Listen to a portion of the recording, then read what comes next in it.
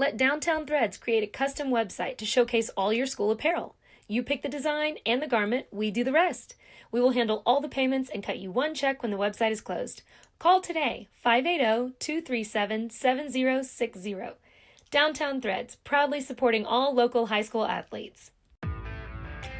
Day in and day out, you're committed.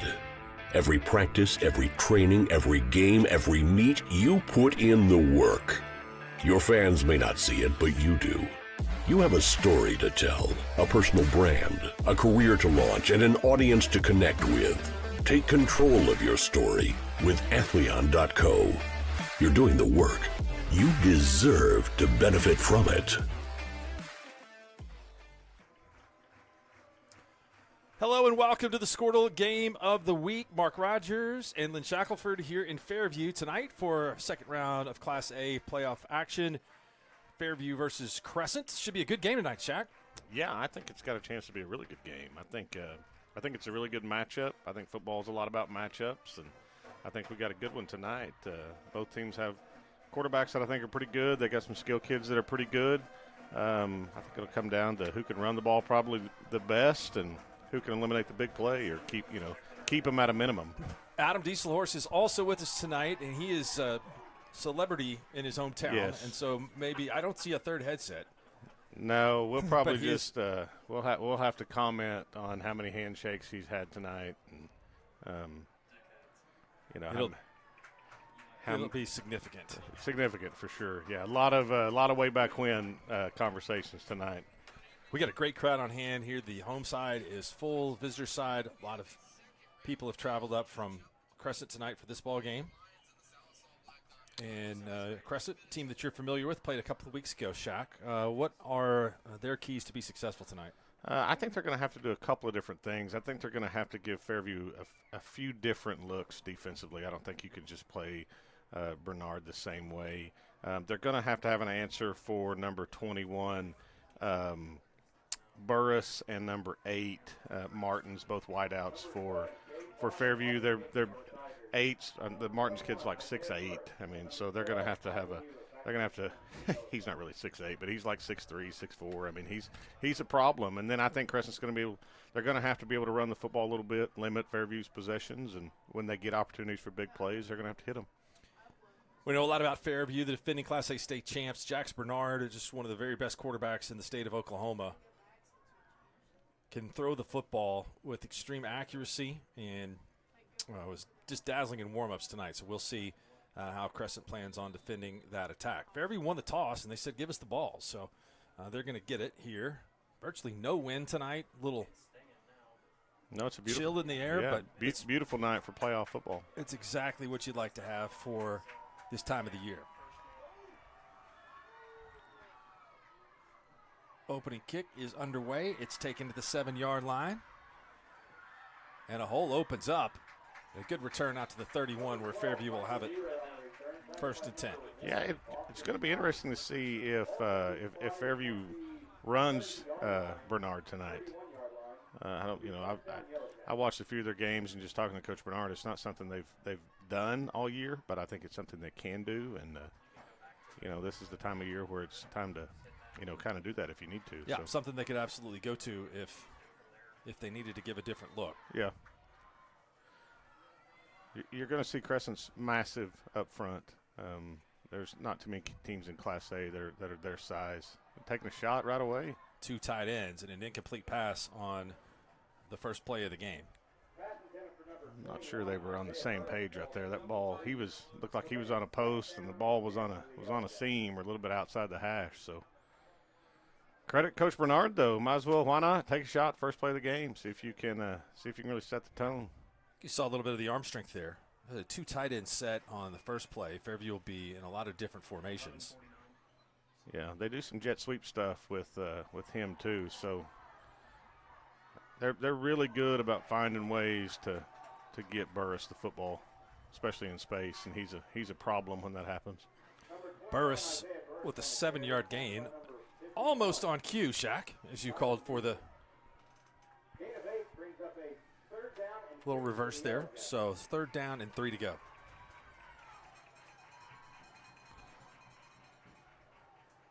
Fairview last year, they were third and short was pretty easy for them. Turn around and give it to the Houck kid behind their big offensive line. So be interesting to see if they trust their run game right here, or if they let Bernard spit it out to the outside.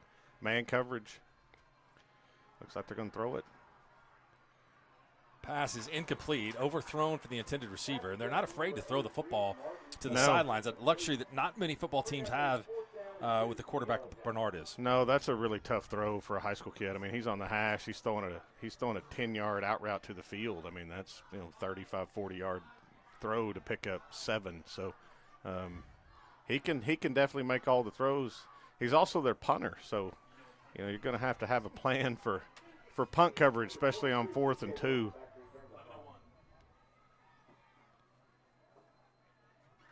If they do end up punting it, though, that's a great start for Crescent. Ball is received. It's going to be good field position for the Tigers. C.J. Wilson takes it at the 33-yard line. So you mentioned, I don't think very many times this year has Fairview been held to a 3-and-out on the opening possession. Well, I would love to know how many times, just period, they've been held to a 3-and-out. It's hard to, when you're scoring 50 and 60 points every night, there's not a lot of 3-and-outs. A punt goes for 30 yards, and that's where Crescent will take over at the 32, 1st and 10. Quarterback is Cade Varner. Little quarterback counter. They started doing some of this a little bit last week and had some success against Ringling. Some design run game stuff for number 7 for Varner. He's a pretty special athlete. If Crescent can get him rolling and get him in the open field, he's going to be a problem for Fairview. The ball is spotted at the 33, and so a gain of 2.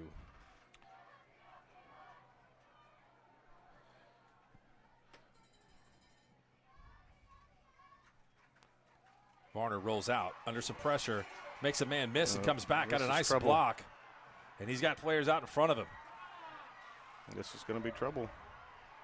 Varner gets it all the way to the 40 on a scramble. Yeah, he's really good. Crescent really love to sprint him out towards their sidelines, and looked like Fairview had that pretty well scouted out, knew that was coming. They just couldn't get him down once they got there. 25-yard run for Cade Varner. This is a player you really like, Shaq. I do. I think he's a special kid. I think he's kind of flown underneath the radar a little bit, but I got to see him up close and personal week 10, and he's a good football player. I really like him. Handoff to the running back, and it's a gain of 4.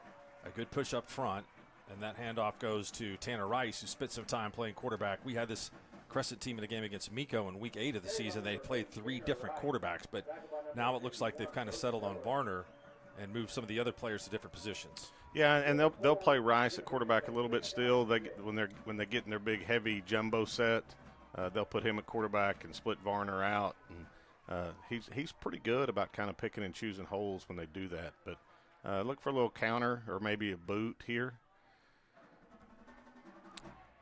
He had 80 on the drag. Varner's going to throw it deep, and no one there. Throwing it away. Incomplete. Bring up 3rd down and 6. So there's a new rule in high school football this year where if you're out of the tackle box, you can throw the ball away. They must not have thought he was out of the tackle box.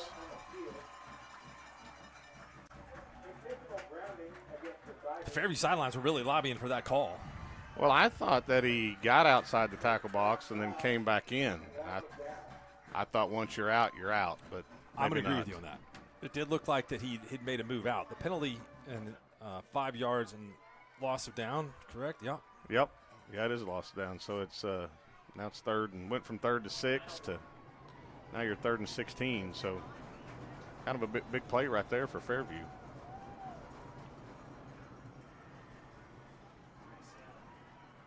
Taking a shot down the seam. He's got a guy, and it is intercepted. Jackets get it. And coming back the other way, this is a Fairview team that's very experienced in the secondary. Yep, that was number 10.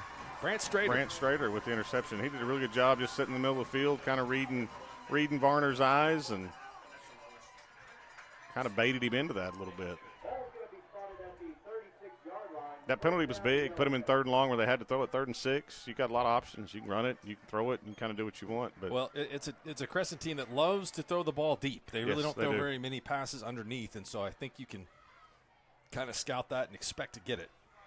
But a big turnover is you hate to see if you're Crescent giving this Fairview offense multiple opportunities. Yeah, especially when you had good field position. You were inside the 35. Really good run right there for Fairview. If they can run the football, they're gonna be a big problem for Crescent. You just have to spend so much effort and energy on containing 15 and playing pass coverage that if they can throw it, that's a problem. Bernard off the mark on his 3rd pass.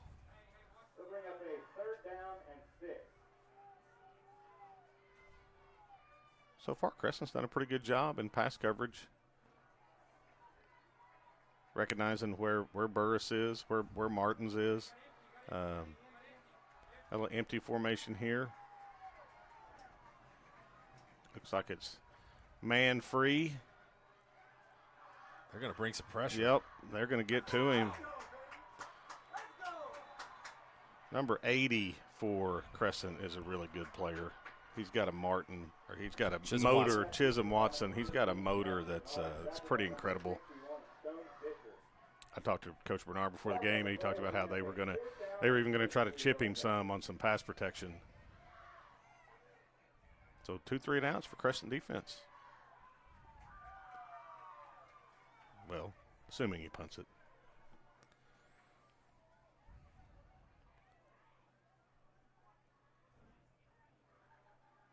I don't know how you technically classify if it's a 3-and-out if they go for the fake punt. If you line up and run for it. Well, that was a great punt. That was a great punt. Big change of field position there as Bernard punts it all the way down to the 12-yard line.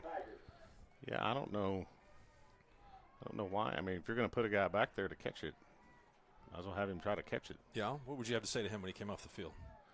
Well, he's pretty good on offense and defense, so I might not talk to him until halftime. Okay. Maybe you forget by then. But that would be what I would say. Yeah, is, okay. hey, if we're going to put you back there, you might as well try to catch it. Or come after the punt if you're going to do that. It's a 52-yard punt. Yeah, great punt. That was big. That's what Robert did at Southwestern. Big play. Coach Bernard was a punter at Southwestern. Go Bulldogs for all those Southwestern alums out there. A little quarterback run game to the side, trying to get Varner loose a little bit. Good job of containing and pursuit. Yep. Yeah, their defensive end played that really well. Tackled by number 12, Micah Wheeler.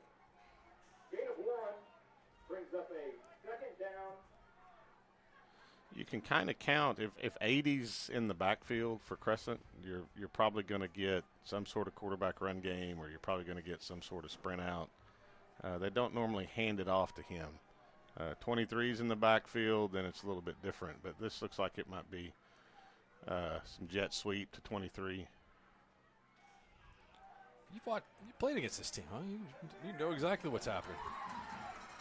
Yeah, CJ Wilson is a really good player. He is. He's a really good player. He needs to get it as much as Crescent can give it to him. But good job for Fairview. 2 plays in a row. Crescent tries to get the edge, and they do a really good job of holding the edge and not letting anybody get outside of them. 3rd and long from the 11. I don't know what you set the total as in this game, but Doesn't look like it. I mean, looks like it's going to take some under action here. Yep, we're going to have to have some points scored. Both defenses playing really well right now. Varner Got a goes chance. and that's intercepted. He got his leg down. Wow, the official is right there on top of it. I think he landed out of bounds, but great job, great play. He had him open a little bit, just kind of underthrew him. Micah Wheeler was there to make an acrobatic catch, just could not get his leg down in bounds. So we'll see if the big punt pays off, right? I think it's already paid off, to be honest with you. I mean, it kind of stymied the offense there. Didn't have a whole lot of options deep in their territory. Fairview may start this drive in Crescent territory. Fairview's got 2 guys back to try to field this punt, so surely between the 2 of them, one of them can get it. Ball kind of held up, and it's going to go out of bounds and So- inside the 40-yard line. So the officials are going to do one of the most odd things that ever happen in a football game, where they do they point at each other and, line each other up to see where it went out of bounds.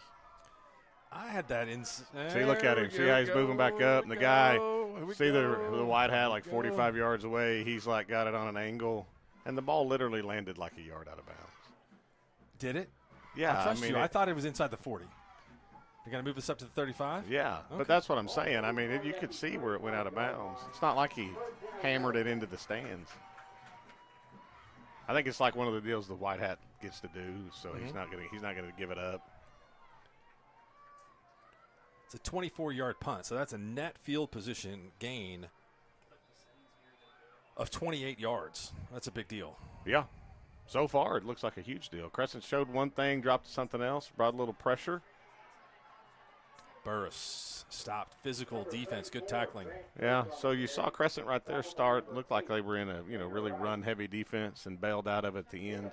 If they can play with 2, 3 safeties and play with 4 and 5 guys in the box and stop the run, you got to think if you're Coach Fisher and it's kind of what you're hoping happens. The more guys you got to bring up, then you're stuck in some one-on-one situations. There's some quarterback run game. Fake the jet sweep. Not much of a gain at all for Jax Bernard. So you got 2 downs to get, 4 yards, 3 yards? 3rd and 3. You run it here? You're ripping it out here to. Oh, yeah, man. Coach Switzer 21. would tell me that you got 2 downs to get 3 yards. I mean, that's an advantage for the offense. Yep. I bet they throw it. I'm not going against you. A lot of communication if it's a run game. There's a little sprint out. Great job. Had him on the out route and dropped it. Would have been a first down. Uncharacteristic for Bernard to be 0 for 4 throwing the football. Yeah, I'm not sure that one was his fault. That was a really good route, too. Good concept by Coach Bernard. Get Jax on the move towards the stick. Big down right here for Crescent. You can stop him again and get the ball back.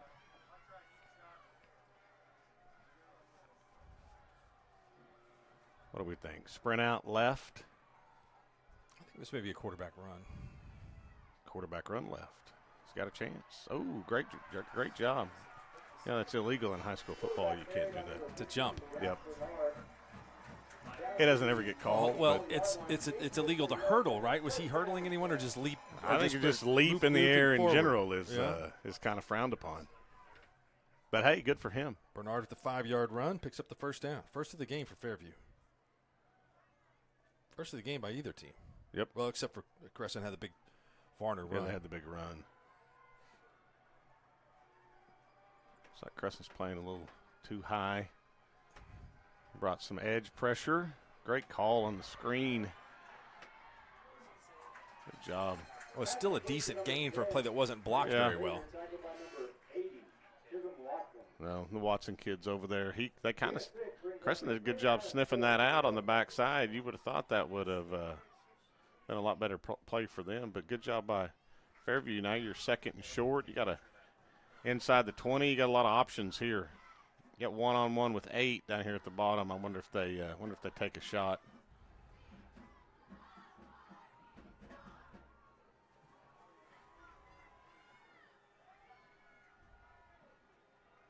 Press man down here. Designed quarterback run game, you think? I don't know. He saw that rush coming and got out of there in a hurry, which is a bad thing. It looks like we got a Crescent kid, a little banged up maybe, number 2. Isaiah Levette. I think it's Lovett, Lovett? actually, yeah. I love it. Not sure he's any relation to Lyle. Oh, great job on the zone read right there by Bernard. I think he's going to get going. in. Still going down to the 1. line. Really good job right there. I think if I'm that defensive end for Crescent, I'm going to let him. It looked like number 80 maybe, and then maybe Fisher kind of turned Chisholm him over. Watson, who's played a really good game so far, one of the big kids in there inside for Crescent. Well, that's a big stop right there. If you're Crescent, I mean, just get a first down and punt it, and it's a win. Here's their heavy set with number 8. Good job by Fairview. Fairview's seen this a little bit before.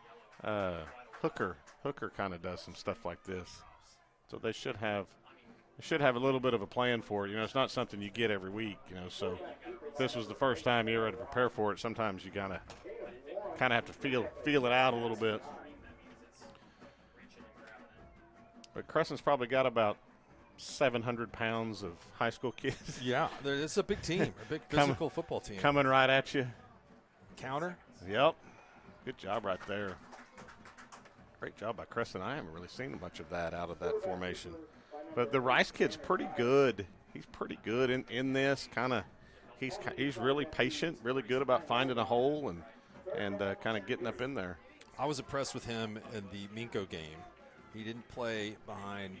He didn't play under center very much during that game, but what he did do, he was effective. So here's their third quarterback of the night. And this is number 80's brother, Colby Watson. He's a big kid, just a sophomore. Got the first down. Watson moved it 1 yard past the chain just to pick up a first down. See if they stick with it.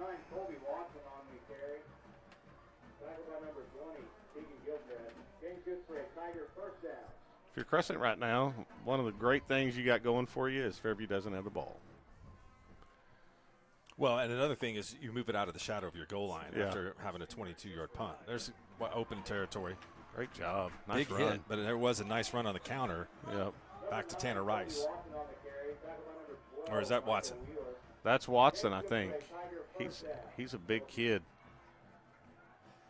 9, 8, and 7 are difficult to tell apart. It is definitely not Varner because he is split wide to the right down here. Coach Fisher must really like what he's been getting out of this.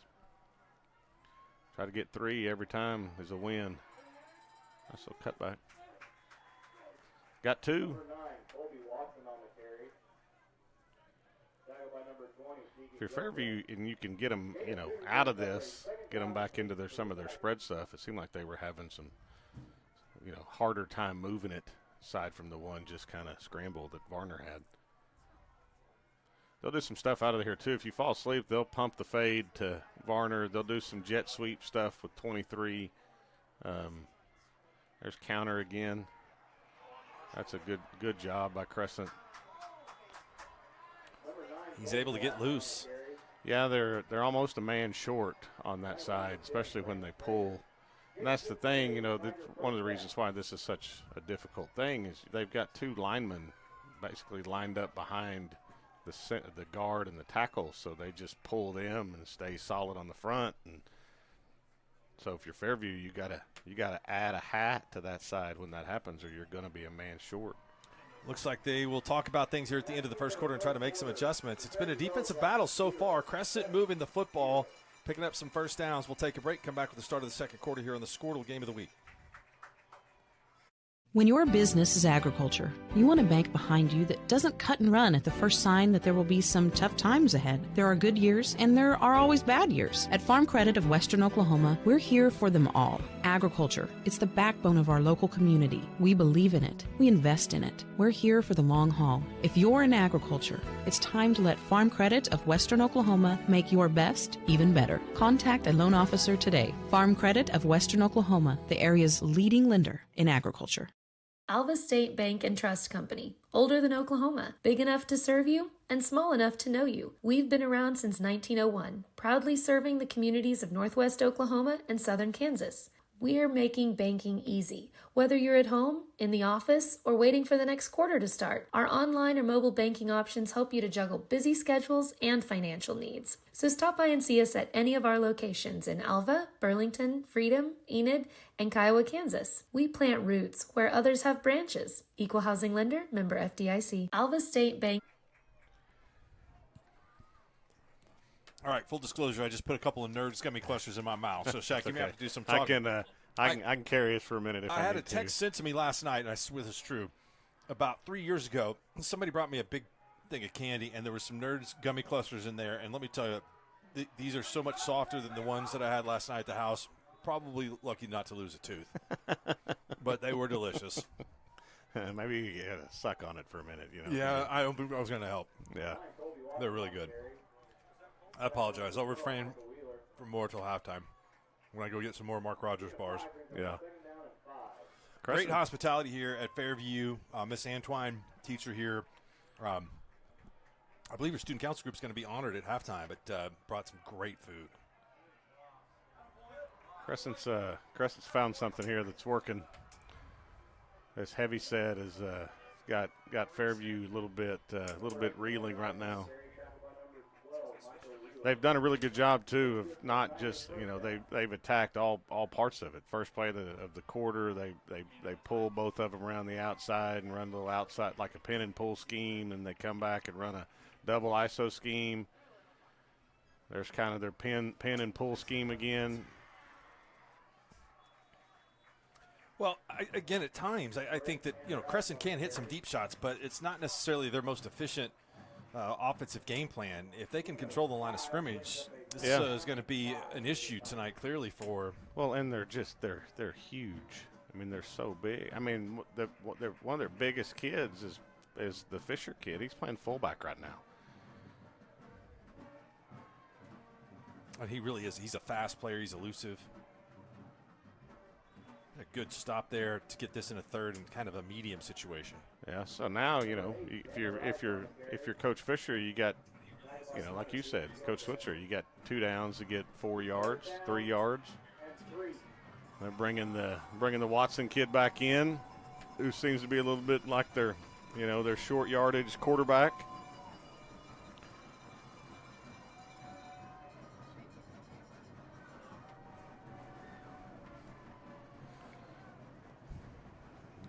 Jacket faithful are getting riled up.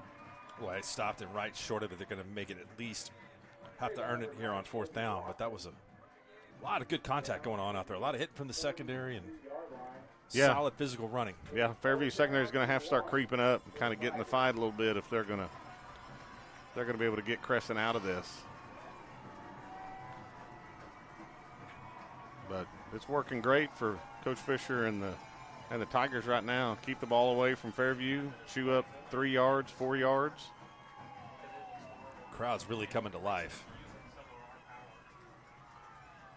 Just a little double ISO. He got it. He hammered it in there for the first down. I don't really like the look to the sideline on 4th and 1. It could get to be 4th and 6 pretty fast if you don't have to. Yeah, I mean, a lot of times in that situation, we just like to go. Don't even, kind of go fast and see if you, because most of the time, 4th and short, a defense coordinator is going to be trying to do something, so maybe you can get a cheap one just by going fast. They're sticking with it. Why would you change? Yeah. It's really been pretty effective. Oh, Fairview had him in the backfield right there. They blew the counter scheme part of that up. Still, that's some better defense on 1st down where they have not been having a lot of success. No, they need to get them in a 3rd and long situation and get them out of this. I mean, they've already chewed up, almost 4 minutes of the quarter, plus the last of the first quarter. This has been quite the drive. Here they're going to throw it out of it. Take a shot deep to Varner. Great job by the safety. Is that number 4 that rolled over the top? Miko did a really good job of staying disciplined in the secondary, and you saw there were only 2 players in that route right there, and there really wasn't a disguise of what side of the field it was going to go to. So I think, I'll tell you what, it'd be tough for me if I'm calling offense for Crescent to deviate from this run game. Yeah, I mean, especially, they've got a safety that's sitting, even in this heavy 15 set. yards deep. deep. He's sitting 10 or 15 yards deep. I mean, he doesn't act like he wants to come down and get in the run game much. So it's like Crescent's they've got some issues what they want to do here on 3rd down. So good timeout by Coach Fisher. See what they come up with. We'll take the timeout with them here on the Squirtle Game of the Week. No score. 8 minutes to go here in the first half. When looking to purchase or market your livestock, choose the Fairview Livestock Commission Company. Family owned and operated, we're proud to be Northwest Oklahoma's first choice for your cattle marketing needs. Cattle sales are every Friday at 9 o'clock a.m. Replacement cow sale this Tuesday, December 6th at 6 o'clock p.m. K.L. James, 580-227-3797. Go Yellow Jackets. Dr. Matt Dieselhorst at Dieselhorst Sports and Orthopedics can help you get game day ready. Dr. Dieselhorst works with athletes of all ages, taking a coordinated approach to accelerate return to play and maximize athletic performance. His work with pros in sports training, injury prevention, bracing, functional rehabilitation, and imaging works seamlessly with his medical and surgical expertise. Get started by going to Dieselhorst Sports and Orthopedics. Let Dr. Matt Dieselhorst get you back on the field, backing all Oklahoma athletes on the field and off. Dr. Matt Diesel. Something doesn't add up. I predict this is a kickoff return for a touchdown. Welcome back. 3rd down and 8 to go. Crescent. If Crescent snaps it, they're going to have 12 guys on the field. Nope, Fairview called timeout. Man, that's not a that's tough. Coming out of a timeout, you got to burn a timeout. You got to have that, I guess, a different package than they were expecting. We'll keep it right here. We got to give some credit to the boss here tonight, the Dieselhorst Training Facility in Fairview. Fantastic facility. Surely there's some other ways that they could continue to upgrade the facility here. Yeah, I think so for sure. We talked about end-zone suites. Yeah, end-zone suites would be great. Fiber up into the press box. Yeah. They could probably pull that off somehow. Maybe some chair backs in the stands. I bowl the stadium. Yeah, there's that. Yeah, scoreboard, surge in population, video board. I think we got a lot of options. A lot of options for Adam and the boys if they want to. If they really want to give back, show how much they love the Jackets. There's plenty of opportunity there. Video board would be pretty sweet. Video board would be legit. Did you guys ever have a hype video at Morrison? No, we weren't big on the hype back then. At least our coaches weren't. Screen. Oh, he dropped it, and that might have been a first down for sure. Maybe more than that. Good call. It was one of those plays that you could tell they'd kind of saved. I think that was a really good call for 3rd and 8, but I'm not sure that it may have been a little bit difficult because Varner really didn't even look. He just turned around and threw, and I think the receiver had a hard time reading where the ball was going to be. Well, do you punt here? I think about it. Looks like they're going to. Whatever they're going to do, they need to do in 6 seconds. If they can't get the punt off, then you take that snap. It's off the side of his foot. Not good. That is going to be a 2-yard punt. Yeah, that was.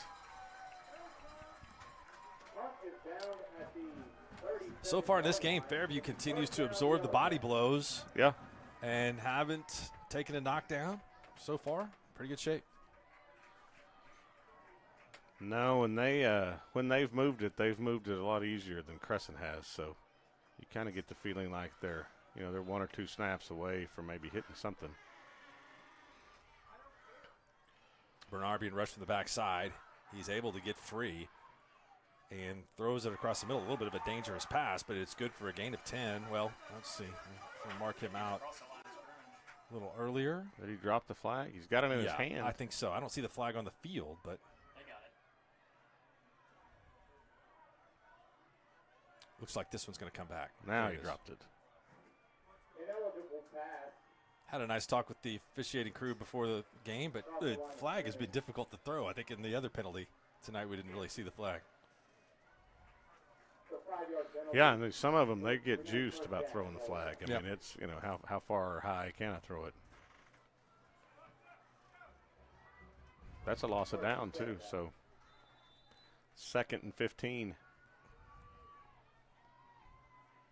Is the flag, how high the flag is thrown, does that depend on the severity of the penalty? I think so. Unfortunately, it's not a bad thing. Unfortunately, I got a penalty last week at Dibble, and the flag was as high as he could possibly throw it. Not sure Crescent recognized the formation right there. Kind of let Burris get loose. Well, and that's the kind of accuracy that Jax Bernard has, is that Burris in stride. Yeah, they kind of came out of a sugar huddle really quickly, and boy, 80 was getting held bad. Fairview's got something going right here. Well, I'll tell you this. They're dropping 8 and rushing 3, and I don't think that's how you defend Jax Bernard. Yeah. He's too accurate. You're gonna have to make him a little bit uncomfortable, at least some. You know, they were bringing a little bit of pressure early. See if they change now that they're getting down here inside the 20. Oh, he had him right there. Seen a couple of drops tonight. That ball was well thrown. Yeah, looks like Crescent's getting a little bit tired too. Fairview's got a chance. The pace seemed to be playing into Fairview's hands right there. Thing about the pace is you need completions, you need first downs, you need positive plays, or it kind of.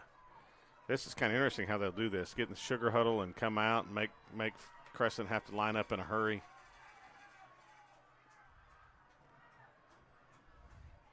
Got him.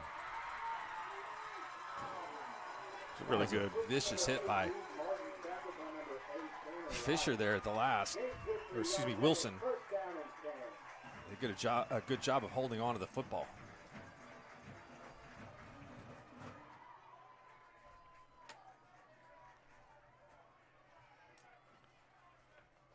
Quarterback run game again. Oh, we got a flag. This one might be coming back. Good fake, but I think they're going to get the Jackets for holding. Yeah. The Fairview faithful aren't real fired up about that one. Especially with the offense moving the football the way that it was, is going to back them up. Yeah, gives Crescent a chance to catch their breath a little bit right here. Looks like they made a couple substitutions on the defensive line, so maybe that'll help them get a little bit of pressure.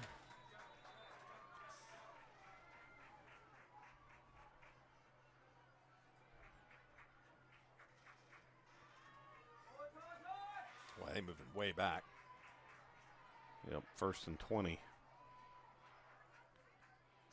Bernard rolls to his left. He's got backside pressure. Has a man. Great route. Cut it off underneath. Really good, perfect throw. Really good job. They stacked those receivers over there and just stayed. Both of them stayed almost step for step until the Strader kid broke out on his out route. That's a really good concept by Coach Bernard. Picked up 19. Bernard's going to run it himself. He's in for the touchdown. Fairview takes a 6-0 lead. Takes advantage of the short punt and goes the length of the field. 64 yards for the opening touchdown. And overcame 2 penalties on the drive. One of them a hold, which a lot of times is kind of a drive killer for you, but good job by Fairview of overcoming that. Now you got 6:30 left. See if Crescent can answer. Bernard's the quarterback, the punter, the kicker. Ooh, we got offsides. You go for 2 now? Yes. I would. I know that the defense is big up front, but I think that looks like they're just going to. They might be going to take it on the. Nope, they moved it up.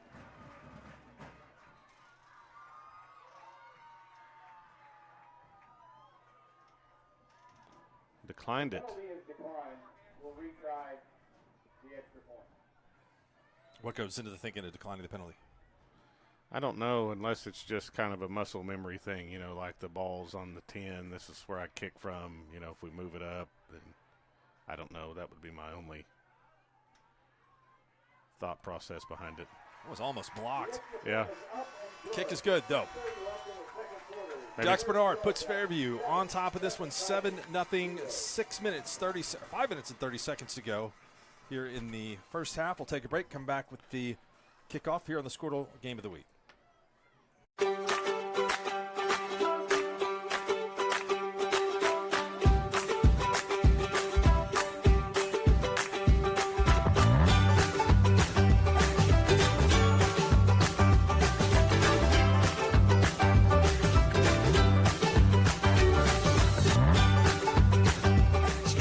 Oklahoma's #1 high school streaming service, Squirtle.tv. Find out more at Squirtle.com/stream. Dr. Devin Nightingale is your chiropractic choice in North Edmond with easy access from Cashion, Guthrie, Luther, and all the Oklahoma City surrounding areas. As a former college athlete, Dr. Nightingale understands the importance of a fully functioning body to gain that competitive edge. Also certified in prenatal and pediatric treatments, Dr. Nightingale sees all types of patients, ranging from 2 weeks.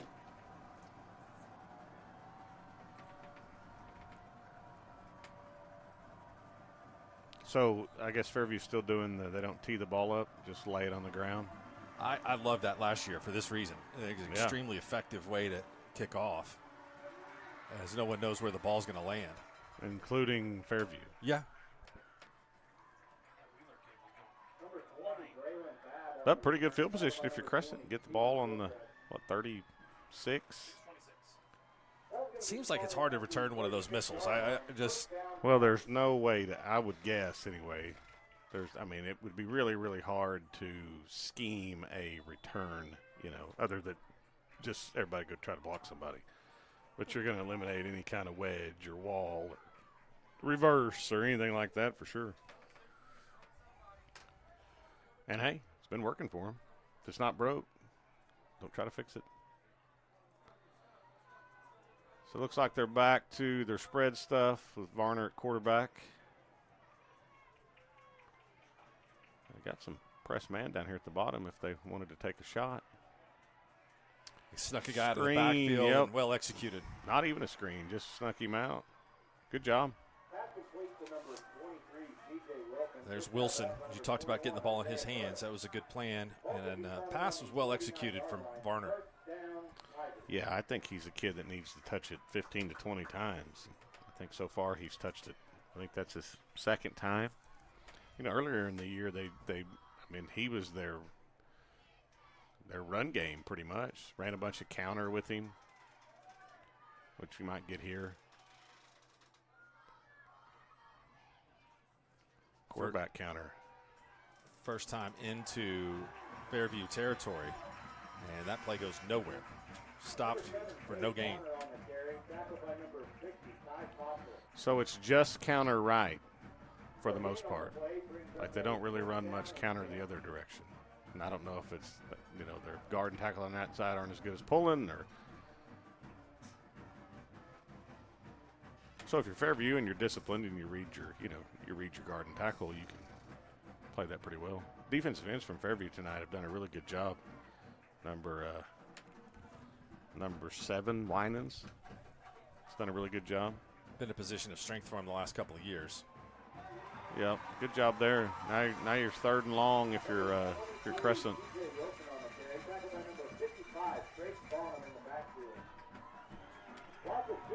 First down is really the key down for the Fairview defense. Is if they can put them in 3rd and 2nd and 10, 3rd and 10, it seems like it's very difficult for this Crescent offense to get out of those situations and where they're behind the chains. Yeah, and to be honest with you, it's difficult for most offenses to get out of those situations. But True.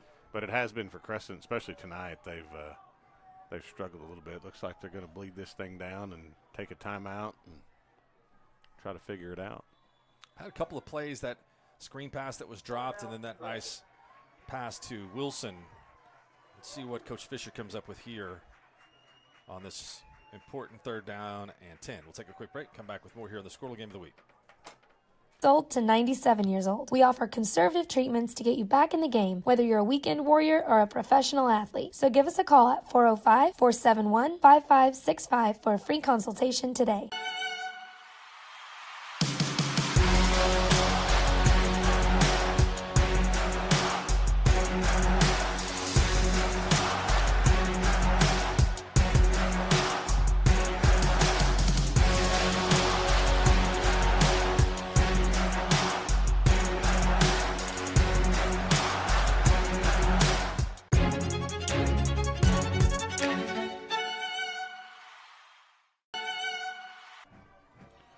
Welcome back. 3rd down and 11. Now you see the formation here, Shaq. What do you think we're going to have? I think it's going to be a sprint out to Crescent sideline. Maybe like a little flood concept with their 3 receivers. Oh, well, I was wrong. Straight drop back, and here comes the rush. He's got him. Did he catch it? Nope. Incomplete. Fell down to the open field. We got a return going here to the 40. Yep. And this one is a net punt of only 10 yards. I think I'd stop punting.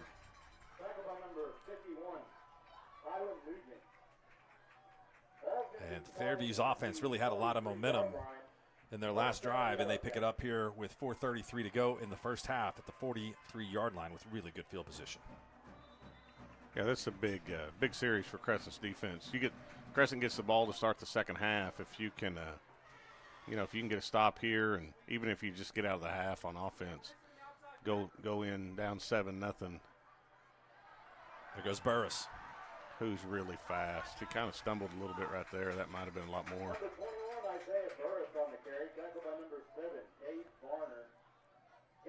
Burris with a gain of 9. Yeah, 2nd and 1.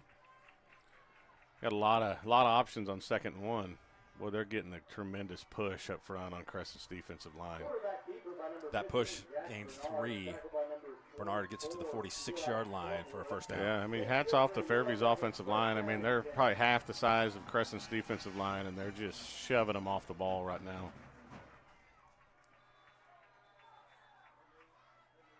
False start will be called on Fairview, and that will cost them 5 yards. I'll move it back. I think that might have been their tight end.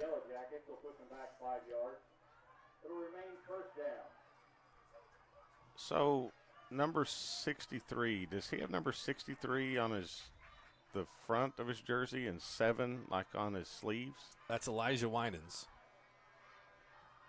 And yes, he has 2 numbers, depending on where he plays. Great pitch and catch to Burris. Yeah, that's trouble for Crescent. He's gone. Slipped the screen right through the middle of the field, and the Crescent defense couldn't get him. If he gets up to full speed, it's going to be a touchdown. 51 yards on the pitch and catch from Jax Bernard to Isaiah Burris. At 5'8", 160, he can really fly, and it makes it 13-0 with the extra point coming up. Yeah, just ran a little curl concept with him right inside the outside linebacker that was kicking to try to stop it. I think they blocked that one. They finally got that, and they got back there and almost had a chance to block the first one. So extra points, no good. We'll take a timeout. Under 4 minutes to go here in the first half. Fairview cashes in on the second consecutive possession, 13-0 Yellow Jackets. For more than 100 years, Oklahoma Career Tech has been training skilled and dedicated individuals, giving clear career paths to over 90,000 graduates a year. These individuals are the heartbeat of the Oklahoma workforce, serving thousands of companies, fueling this state's economy. Oklahoma is powered by Career Tech.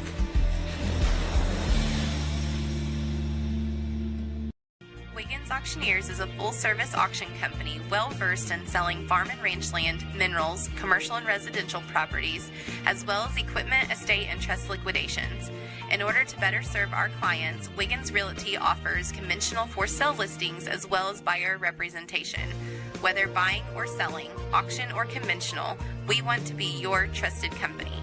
Wiggins Auctioneers, 3 generations strong and setting the standard since 1963. This is Game Time. Neptune Game Time creates a high-energy game day atmosphere that your players and fans will love. Every song in our database is 100% lyric safe, which means you can stop screening music for good. Game Time also provides custom messaging to help you promote your upcoming events, concessions. That's another expenditure we could put on the Diesel Horse family. They could buy some teas. Yes. But I don't know. This has been pretty effective. He's going the wrong direction. Good play. Good play.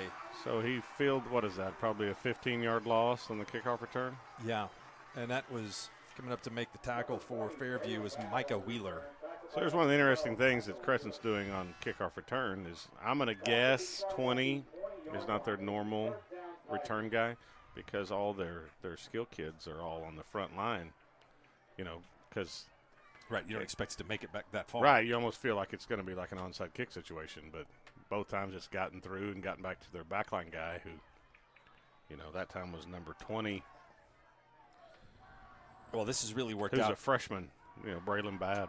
Really worked out well for Fairview to get out to a lead because it's going to be difficult for Crescent to come from behind. Their most success that they've enjoyed tonight has been kind of grinding it out with the quarterback run game. And here they go again with Farner. Has to turn it back up inside. Yeah, they're doing a really good job. And you can look right there. There's 7 Fairview helmets around the football. When that's over with. So far, the offensive line and defensive line of Fairview's just been they've been dominating this game on both sides. Coming off the field is Carson Howerton, Jr., 6'4", 305 pounds. One of those guys up front that's done a nice job. Nice throw and catch there. Puts them in a little bit better third down situation.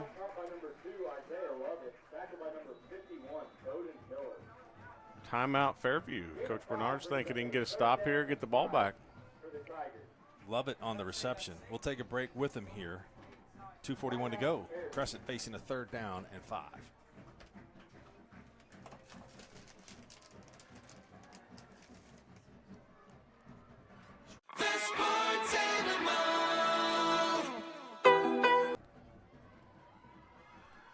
Welcome back. 3rd down and 5 facing Crescent. Does it feel like this is a massive 3rd down? I mean, Crescent doesn't get it. Fairview's going to get the ball back with, 2 minutes left on around the 50? I've seen enough of Bernard playing to know that maybe it's just a little tight at the beginning of the game and trying to maybe throw the ball too hard, but he's really found a rhythm here in the 2nd quarter. So, yes, this is a big one, especially with the last 2 punts that we've seen from Crescent. He's got him over the middle. Just a little late throwing it. Did he definitely caught that. I think he was out of bounds. So 4th down. Another throw off the back foot. I don't really understand that. Don't have to retreat to that point. No, and he had 80 early, kind of slipped past the linebacker right at about the stick for the 1st down, and a lot of the stuff they do, run game, pass games, all to their sideline. So when the ball's on the hash and their sideline, they're in their their multiple receiver stuff. There's not a lot of room over there, so it's a little bit easier for Fairview to cover them. Now that was a better punt. Still going to give Burris a chance. Nice job of Burris to catch that. Yeah, and he's probably going to call a timeout. Yeah, Barnard gets him. They got a yard on that punt. The net punting game has really struggled. Yeah, you got to stop punting it. I know it sounds crazy, but it's high school football. I mean, it's hard to be good at both. It's hard to be able to protect it, punt it, cover it. You watch college football, yeah, you can cover punts because they're in the air for 5 seconds, 6 seconds, Good point. On a line drive there, and Burris made a great athletic Yeah, catch. he did. Even running backwards, but he was able to turn around quickly and gain momentum. Yeah, that's the thing. You really want to give it to him with a full head of steam or take a chance on throwing a 6-yard hitch route. I like what Fairview's doing here on offense with the sugar huddle and quick formation, little speed option right there. That's going to be trouble. I'll tell you what, that is something else. Changed the momentum of this game. Yeah, they did. Wow. Big return by Isaiah Levitt. Love it. Sorry. Thank you, Shaq. Gets it all the way inside the 30-yard line, and now it's almost imperative to gain some momentum for Crescent to be able to put some points on the board here. Yeah, I mean, I haven't watched a lot of Fairview. I don't think they've been a big speed option team, but it was there. If he catches it, it's probably a really good play. But you're doing something you haven't really done a lot of, and just didn't execute it very well. So Crescent's got 2 minutes. They're back in their heavy set again. See if they can go 30 yards in 2 minutes. They're going to have to hurry, though, if they're going to do it. Colby Watson with the carry. Crescent have what, 1 timeout? It's taking a lot of time.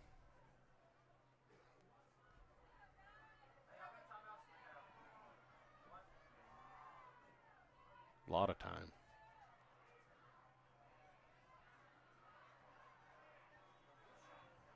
Did not get the first Didn't down. get the first down. Clock's going to keep running.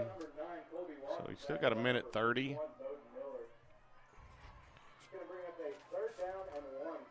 Third and 1, you got to get the first down here, but then you're going to have to think about, throwing the football a little bit, or at least trying to get it, in the air. I don't think he got it.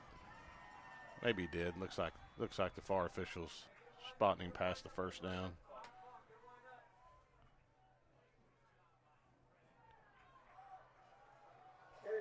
They're going to give it to him. Yep. First down. First down. They're going to stay in this, too. Starting. A little counter. Fairview played it pretty well. They're going to need to call timeout soon.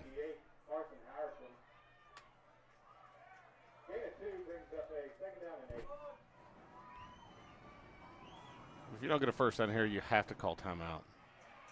They have to call timeout. Really get much of anything. No, they didn't. Now they're going to be third and long with 40 seconds left. Now you're out of timeout. You hate to use your last time out there, but I don't think any way they could get back up and have an effective play. Best case scenario, you're snapping it on 3rd and 7 in a heavy formation because you would have to sub to it to get to something else.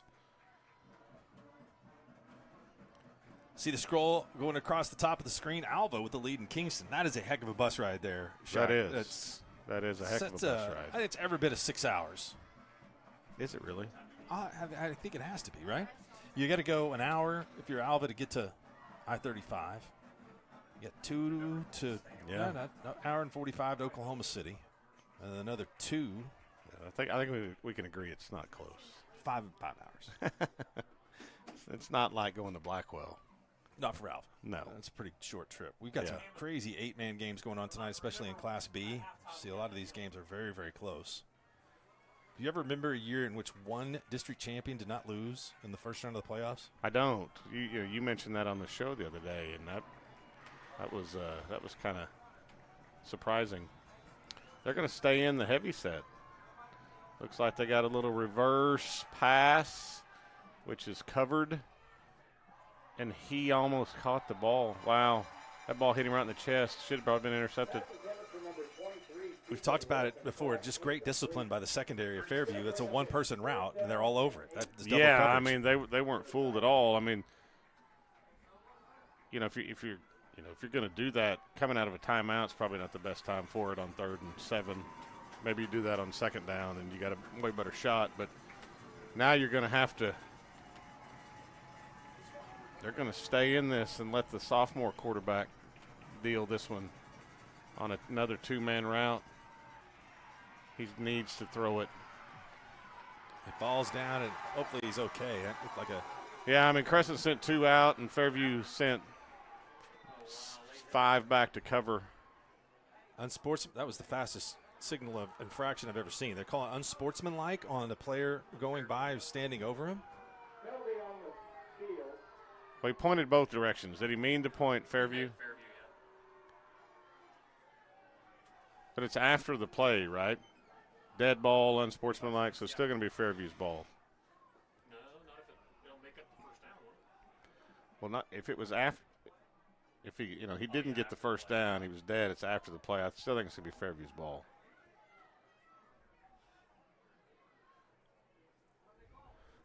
What do you think?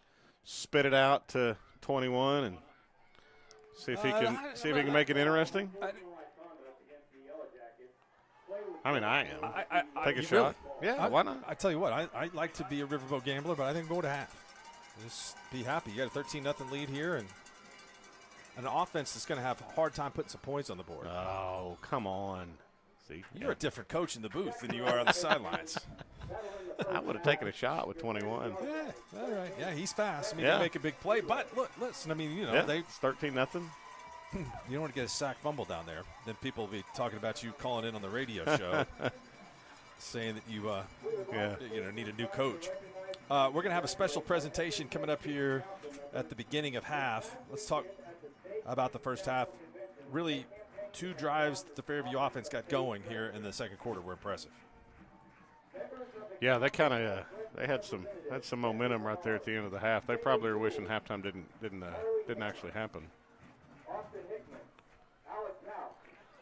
Here's a special presentation at half. Student council? Student council, the one state student council and the one president, student council president, Bryn Grove. Bryn Grove Nice. is the student council president for the state of Oklahoma. Wow, look at that. Yeah, and there's Miss Antwine, the fine chef of all of the great food here in the press box tonight. Good for them. That's awesome. Bryn Grove will represent Fairview in serving as OASC president this upcoming year. Help me congratulate Bryn and the entire FHS Student Council for this achievement.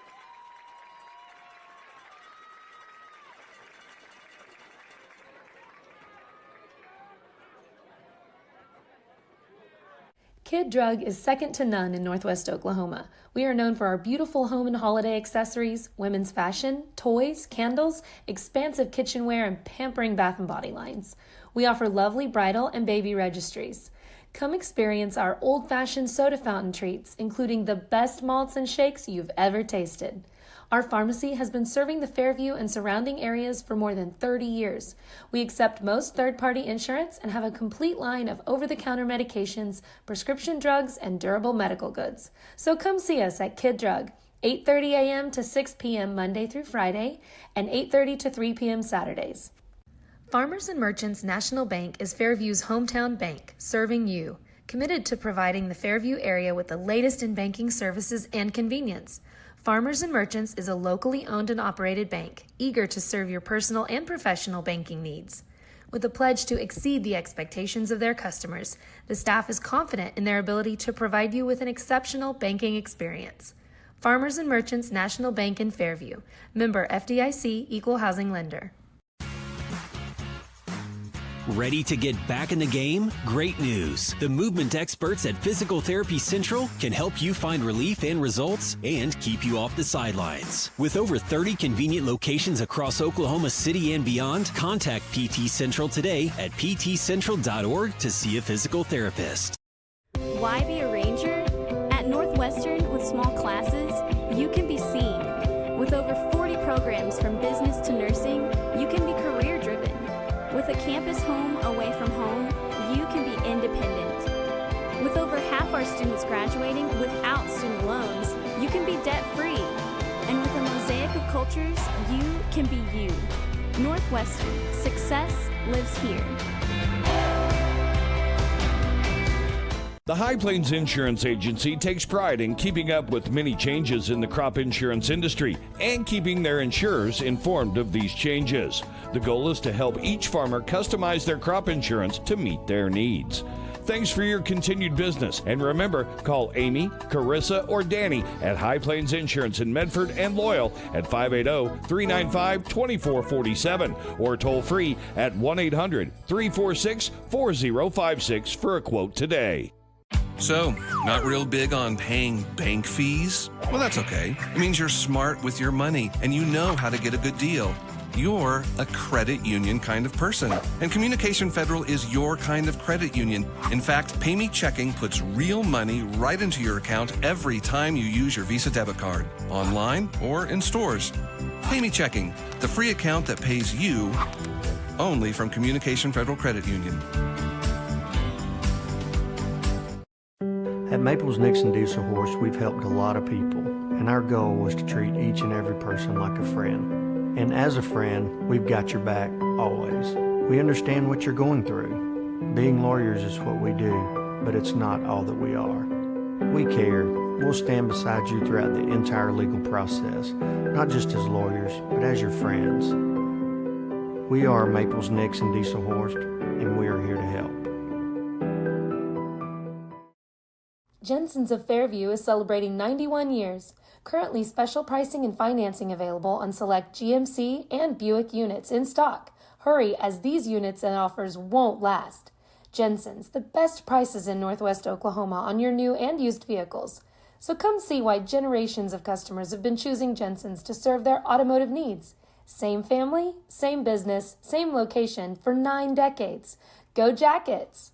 Are you looking for a local, reliable propane provider? Earnhardt Oil and Propane has been serving customers throughout Oklahoma since 1971. Let them tailor a pricing option to fit your budget. Avoid winter price spikes with easy pay, steady, predictable monthly payments you can count on. Need more fuel options? They also offer bulk fuel delivery, DEF, lubricants, and supplies for your business, all at competitive prices. For reliability 3 generations strong, call Earnhardt Oil and Propane at 866-270-1279 or visit www.earnhardtpropane.com.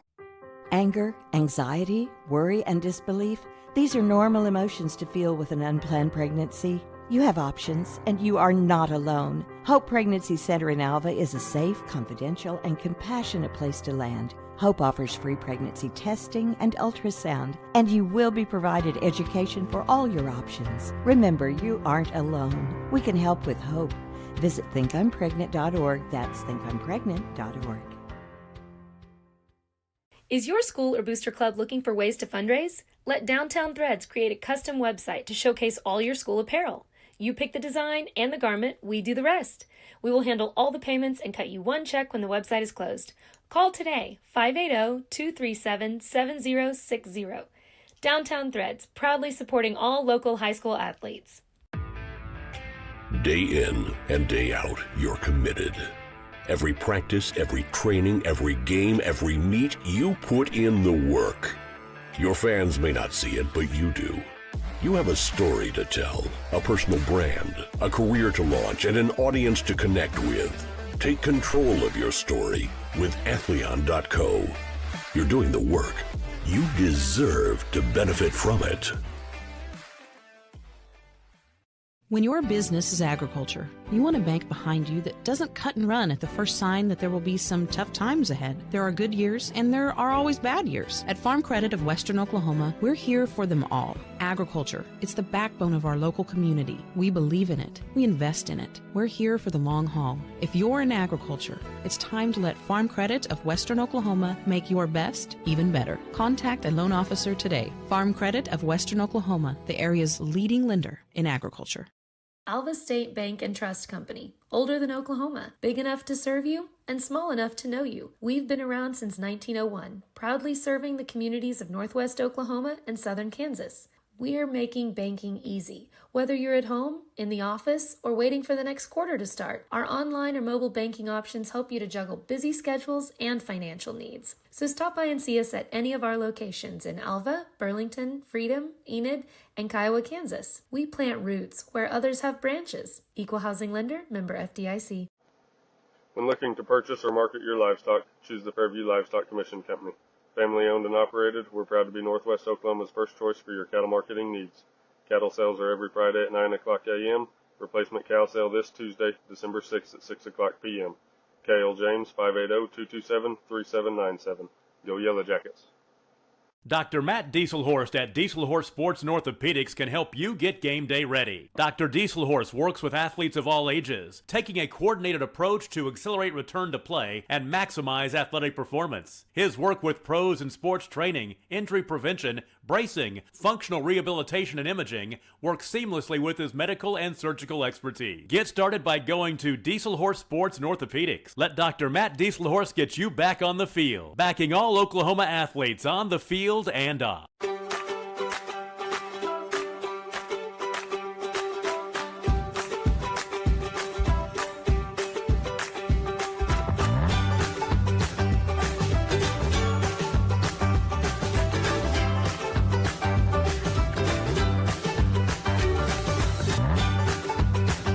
Stream with Oklahoma's #1 high school streaming service, Squirtle.tv. Find out more at Squirtle.com/stream. Dr. Devin Nightingale is your chiropractic choice in North Edmond with easy access from Cashion, Guthrie, Luther, and all the Oklahoma City surrounding areas. As a former college athlete, Dr. Nightingale understands the importance of a fully functioning body to gain that competitive edge. Also certified in prenatal and pediatric treatments, Dr. Nightingale sees all types of patients, ranging from 2 weeks old to 97 years old. We offer conservative treatments to get you back in the game, whether you're a weekend warrior or a professional athlete. So give us a call at 405-471-5565 for a free consultation today.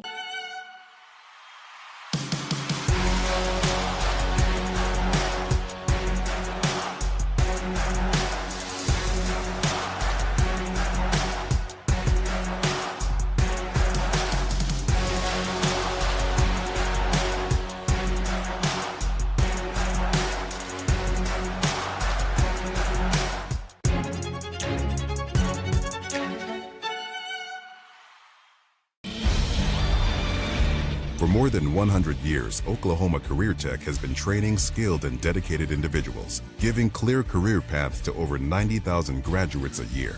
These individuals are the heartbeat of the Oklahoma workforce, serving thousands of companies, fueling this state's economy. Oklahoma is powered by Career Tech.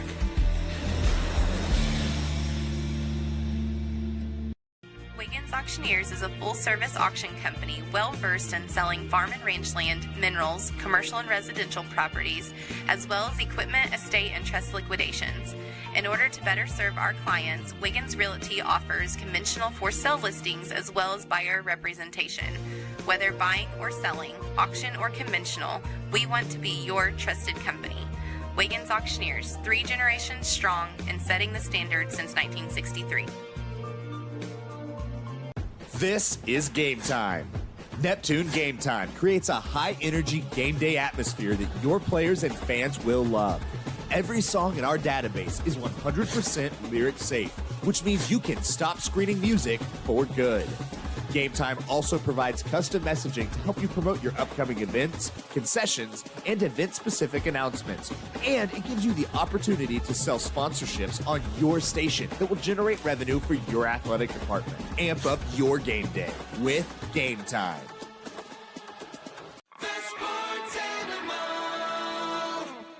In Northwest Oklahoma. We are known for our beautiful home and holiday accessories, women's fashion, toys, candles, expansive kitchenware, and pampering bath and body lines. We offer lovely bridal and baby registries. Come experience our old-fashioned soda fountain treats, including the best malts and shakes you've ever tasted. Our pharmacy has been serving the Fairview and surrounding areas for more than 30 years. We accept most third-party insurance and have a complete line of over-the-counter medications, prescription drugs, and durable medical goods. So come see us at Kid Drug, 8:30 a.m. to 6 p.m. Monday through Friday, and 8:30 to 3 p.m. Saturdays. Farmers and Merchants National Bank is Fairview's hometown bank, serving you, committed to providing the Fairview area with the latest in banking services and convenience. Farmers and Merchants is a locally owned and operated bank, eager to serve your personal and professional banking needs. With a pledge to exceed the expectations of their customers, the staff is confident in their ability to provide you with an exceptional banking experience. Farmers and Merchants National Bank in Fairview, member FDIC, Equal Housing Lender. Ready to get back in the game? Great news! The movement experts at Physical Therapy Central can help you find relief and results and keep you off the sidelines. With over 30 convenient locations across Oklahoma City and beyond, contact PT Central today at ptcentral.org to see a physical therapist. Why be a ranger? At Northwestern, with small classes, you can be seen. With over 40 programs from business to nursing, you can be career-driven. With a campus home away from home, you can be independent. With over half our students graduating without student loans, you can be debt-free. And with a mosaic of cultures, you can be you. Northwestern, success lives here. The High Plains Insurance Agency takes pride in keeping up with many changes in the crop insurance industry and keeping their insurers informed of these changes. The goal is to help each farmer customize their crop insurance to meet their needs. Thanks for your continued business, and remember, call Amy, Carissa, or Danny at High Plains Insurance in Medford and Loyal at 580-395-2447 or toll free at 1-800-346-4056 for a quote today. So, not real big on paying bank fees? Well, that's okay. It means you're smart with your money and you know how to get a good deal. You're a credit union kind of person, and Communication Federal is your kind of credit union. In fact, Pay Me Checking puts real money right into your account every time you use your Visa debit card, online or in stores. Pay Me Checking, the free account that pays you, only from Communication Federal Credit Union. At Maples Nixon Diesel Horse, we've helped a lot of people, and our goal was to treat each and every person like a friend. And as a friend, we've got your back always. We understand what you're going through. Being lawyers is what we do, but it's not all that we are. We care. We'll stand beside you throughout the entire legal process, not just as lawyers, but as your friends. We are Maples Nixon Diesel Horse, and we are here to help. Jensen's of Fairview is celebrating 91 years. Currently, special pricing and financing available on select GMC and Buick units in stock. Hurry, as these units and offers won't last. Jensen's, the best prices in Northwest Oklahoma on your new and used vehicles. So come see why generations of customers have been choosing Jensen's to serve their automotive needs. Same family, same business, same location for 9 decades. Go Jackets! Are you looking for a local, reliable propane provider? Earnhardt Oil and Propane has been serving customers throughout Oklahoma since 1971. Let them tailor a pricing option to fit your budget. Avoid winter price spikes with easy pay, steady, predictable monthly payments you can count on. Need more fuel options? They also offer bulk fuel delivery, DEF, lubricants, and supplies for your business, all at competitive prices. For reliability 3 generations strong, call Earnhardt Oil and Propane at 866-270-1279 or visit www.earnhardtpropane.com. Anger, anxiety, worry, and disbelief, these are normal emotions to feel with an unplanned pregnancy. You have options, and you are not alone. Hope Pregnancy Center in Alva is a safe, confidential, and compassionate place to land. Hope offers free pregnancy testing and ultrasound, and you will be provided education for all your options. Remember, you aren't alone. We can help with hope. Visit thinkimpregnant.org. That's thinkimpregnant.org. Is your school or booster club looking for ways to fundraise? Let Downtown Threads create a custom website to showcase all your school apparel. You pick the design and the garment, we do the rest. We will handle all the payments and cut you one check when the website is closed. Call today, 580-237-7060. Downtown Threads, proudly supporting all local high school athletes. Day in and day out, you're committed. Every practice, every training, every game, every meet, you put in the work. Your fans may not see it, but you do. You have a story to tell, a personal brand, a career to launch, and an audience to connect with. Take control of your story with Athleon.co. You're doing the work. You deserve to benefit from it.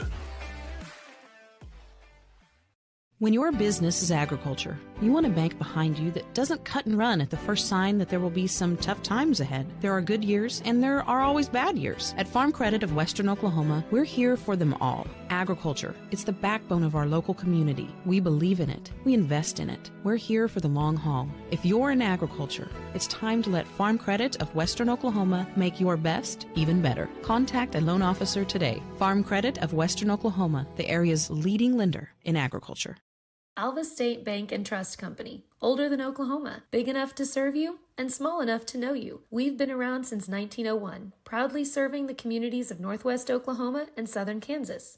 We're making banking easy. Whether you're at home, in the office, or waiting for the next quarter to start, our online or mobile banking options help you to juggle busy schedules and financial needs. So stop by and see us at any of our locations in Alva, Burlington, Freedom, Enid, and Kiowa, Kansas. We plant roots where others have branches. Equal Housing Lender, member FDIC.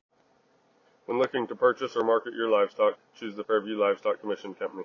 Family owned and operated, we're proud to be Northwest Oklahoma's first choice for your cattle marketing needs. Cattle sales are every Friday at 9 o'clock a.m. Replacement cow sale this Tuesday, December 6th at 6 o'clock p.m. K.L. James, 580-227-3797. Go Yellow Jackets.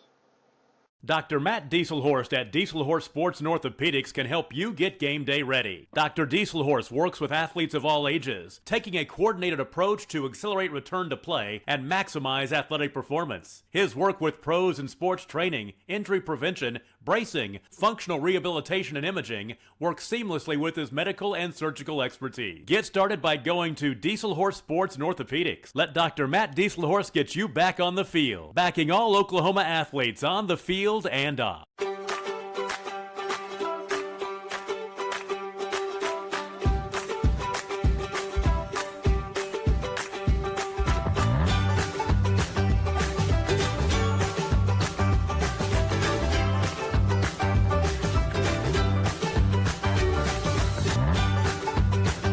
Stream with Oklahoma's #1 high school streaming service, Squirtle.tv. Find out more at squirtle.com/stream. Dr. Devin Nightingale is your chiropractic choice in North Edmond with easy access from Cashion, Guthrie, Luther, and all the Oklahoma City surrounding areas. As a former college athlete, Dr. Nightingale understands the importance of a fully functioning body to gain that competitive edge. Also certified in prenatal and pediatric treatments, Dr. Nightingale sees all types of patients, ranging from 2 weeks old to 97 years old. We offer conservative treatments to get you back in the game, whether you're a weekend warrior or a professional athlete. So give us a call at 405-471-5565 for a free consultation today.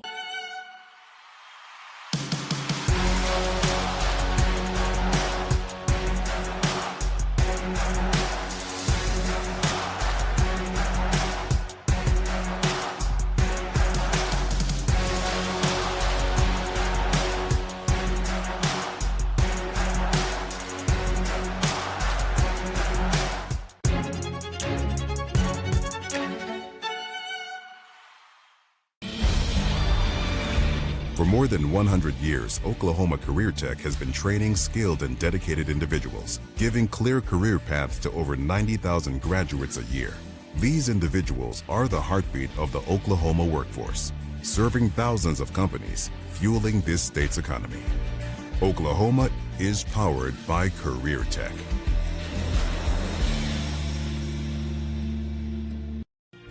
Auctioneers is a full-service auction company well-versed in selling farm and range land, minerals, commercial and residential properties, as well as equipment, estate, and trust liquidations.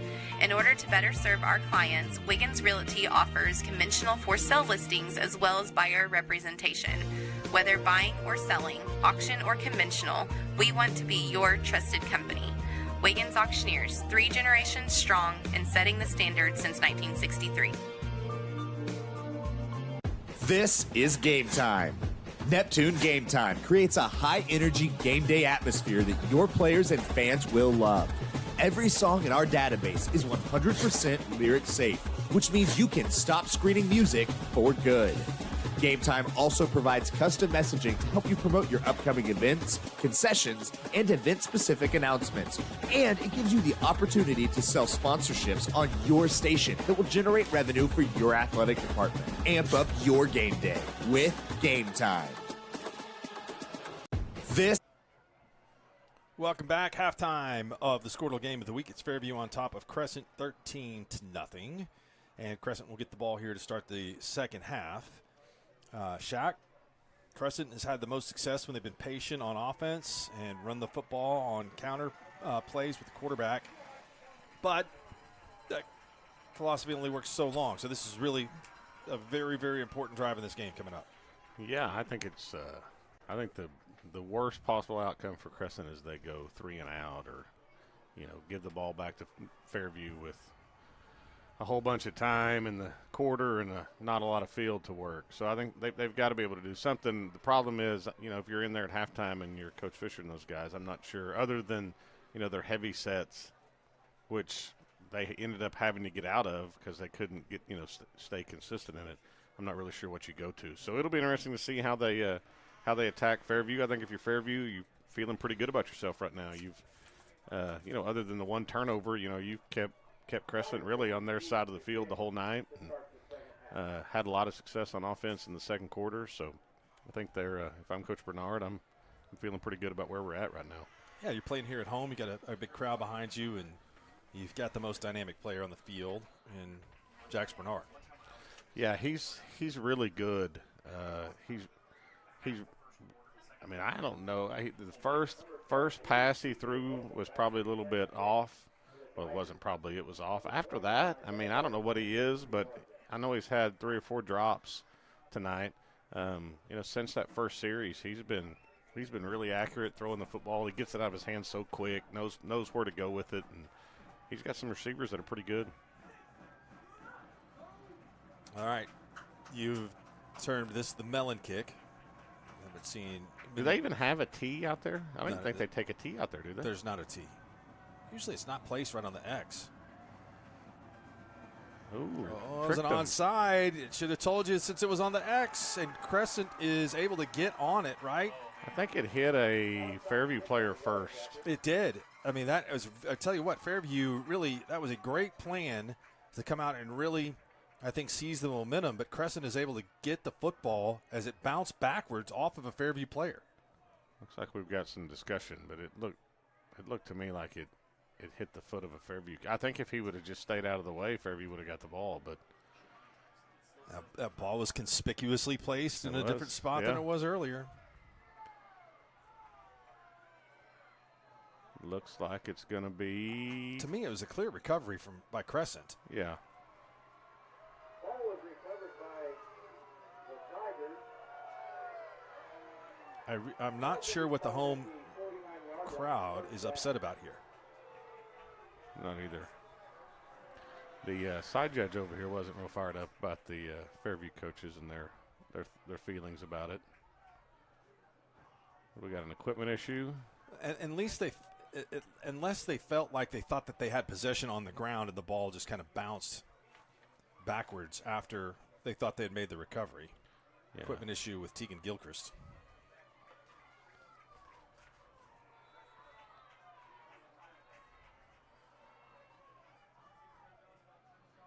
Quarterback run game to start. Looked like he had something if he'd have just kind of stayed vertical a little bit. Took a big hit.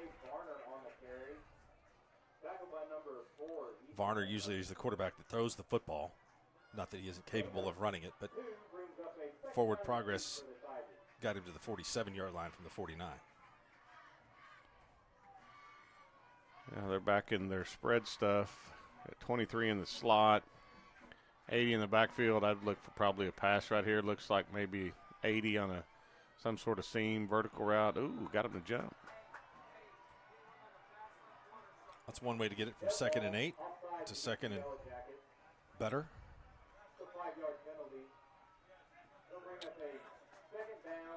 Yeah, they're going to their they're going to go to their jumbo set now.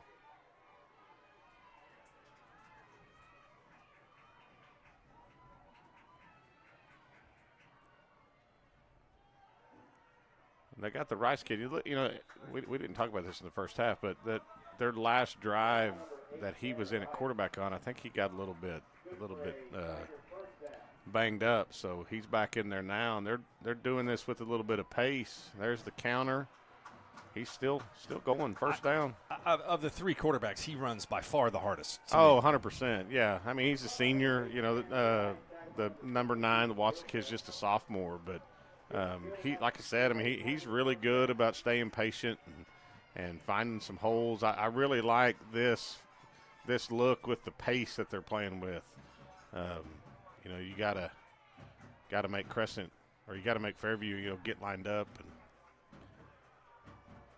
I don't know if they've got 2 calls and they go up there and they're like, you know, old school wing T teams. You know, they'll count numbers. You know, if you're weak on one side, you know, they'll run buck sweep to the tight end. If you're, you know, strong to that side, they'll run, you know, fullback trap and power swap the other way. So I don't know if Crescent's doing that or not, but they've found something that's working right now. That was a good defensive play. There was blockers out in front, but Fairview able to get some help from the linebacker there. Yeah, he had blockers out in front. Burris. I'm not sure they blocked anybody. Burris with a big hit. 3rd and 4. Here's your King philosophy. 2 to get 2. 2 to get 2.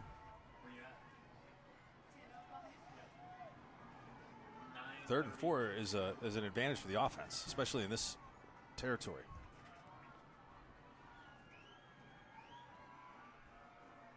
They want to hit a little bit wider, a bit more of a little power scheme. I think they got the first down. Yep. Move the chains. Moving it. You know, that offsides penalty was huge. You know, that was Crescent was going to, you know, they were in their spread second stuff and 2nd and 8, and they were probably going to throw it, and that put them into 2nd and 3, and you've gotten the big dose of this ever since.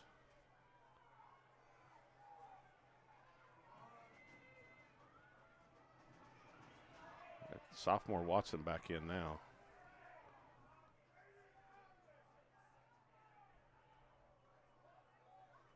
I can't tell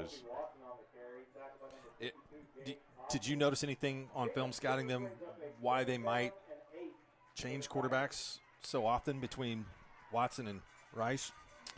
No, but it looks to me like Watson might be a little bit beat up. And I think he's standing over there with his helmet off. This is Watson. Yeah. Could be Rice. I think Rice is standing over there by one of the managers. So I don't know. Like I said in the first half, he was maybe he got a little bit beat up. I'm snapping it to 23 back there if it's me, but so 3rd and 9, you're going to stay in it with the sophomore? Looks like it. This Fairview defense has been really good when they've got to the red zone tonight. Yeah, they really have. So you're 4th and 6 now.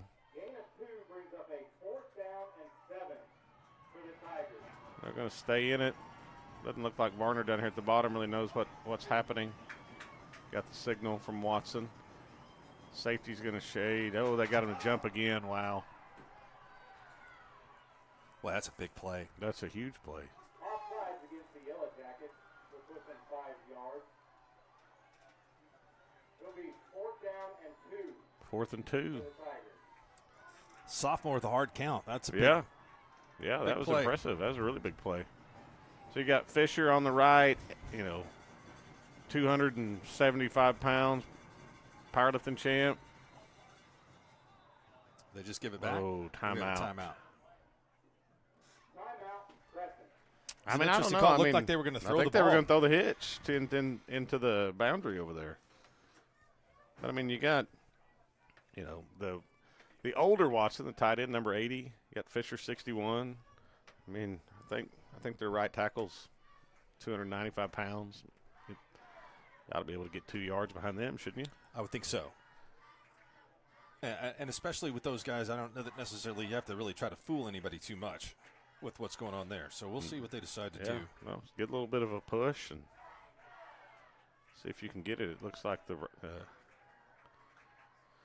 Tanner Rice is still on the sidelines. So I don't know. I'm not sure what was wrong with him, but they were moving it pretty well when he was in there playing quarterback.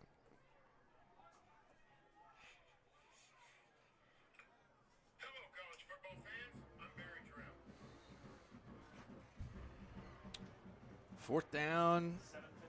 They got to get 3 here for the first down. Yep. Big down right here. Yeah. Why not see if you can get him to jump off sides again?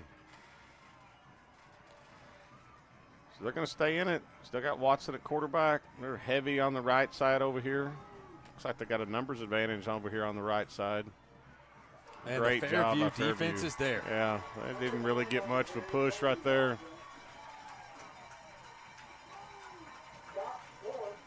This total game is fairly close as far as total yards go, but Crescent is still yet to be able to have any success in the red zone.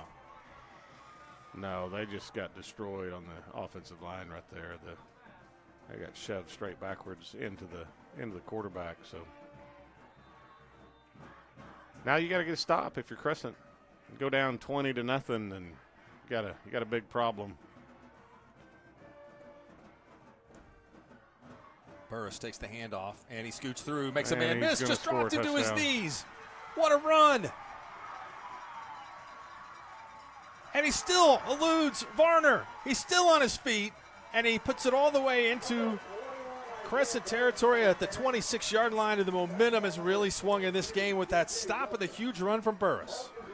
Yeah, Rice was back in right there at outside linebacker, came off the edge, looked like he had a chance, and just he missed, and then Burris made 2 or 3 other kids miss, and huge play by him. Did a better job. Watson did a better job right there on the zone read of playing the quarterback and kind of letting him, you want him to hand it off if you're Crescent. You'd much rather have Church carrying it than Bernard.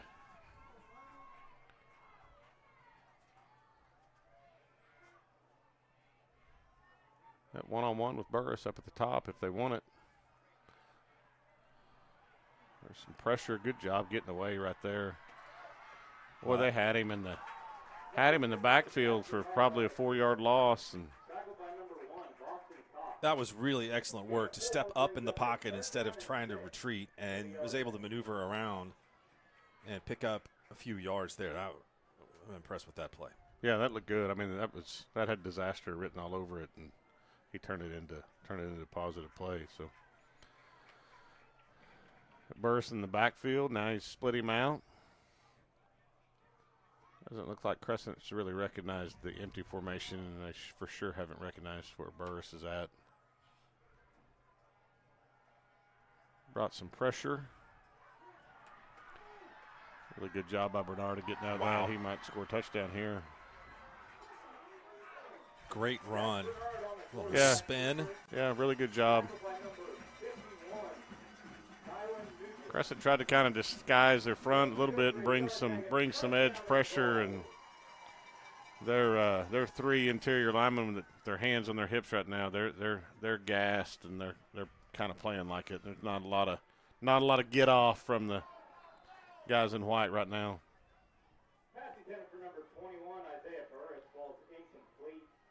It's big for Crescent. They need to dig deep here and try to find a way to get a little bit of pressure on Jax and see if you can't.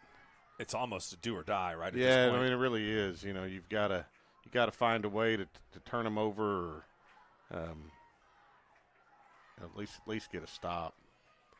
Probably a little jet sweep here. Nope. Faked it.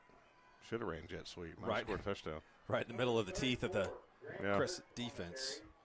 And no running room there for Grant Church. Sometimes you try to overthink it. All right, so if Crescent got 2 downs right here, you know, a lot of times against spread teams, teams like to throw it. It's a little harder to score when you get down, inside the 10, inside the 5. A lot of concepts offensively are really not there, but see if they don't take a shot here to number 8. He's got about 5 inches on the corner up at the top. There it is. Pick. Oh, my That's goodness. Gonna be. We'll see if Bernard can run him down. And That looked like they didn't. It was a great read and a great break on the defensive it really back there. was. I mean, I think they tried to throw the little out route up there at the top, and he just came off the fade. But like I said, I mean, the fade didn't really pull him because the field is so condensed right there. So, but great job by C.J. Wilson coming off his route and jumping the out route and giving the Tigers some life still. It's the second time they've turned the Yellow Jackets away on a turnover inside the 5-yard line. Yep, there's their little mesh concept. Got 80 on the back out. Good job right there by Crescent. Trying to find something that they can kind of hang their hat on a little bit besides just quarterback ISO and quarterback counter. It's a big play. Crescent is on the move. They have moved the football, but they have not moved it when it's mattered or where it's counted on the field. Oh, they're back in this condensed set again. Look for some crossing routes here or just quarterback sweep. He's going the wrong way.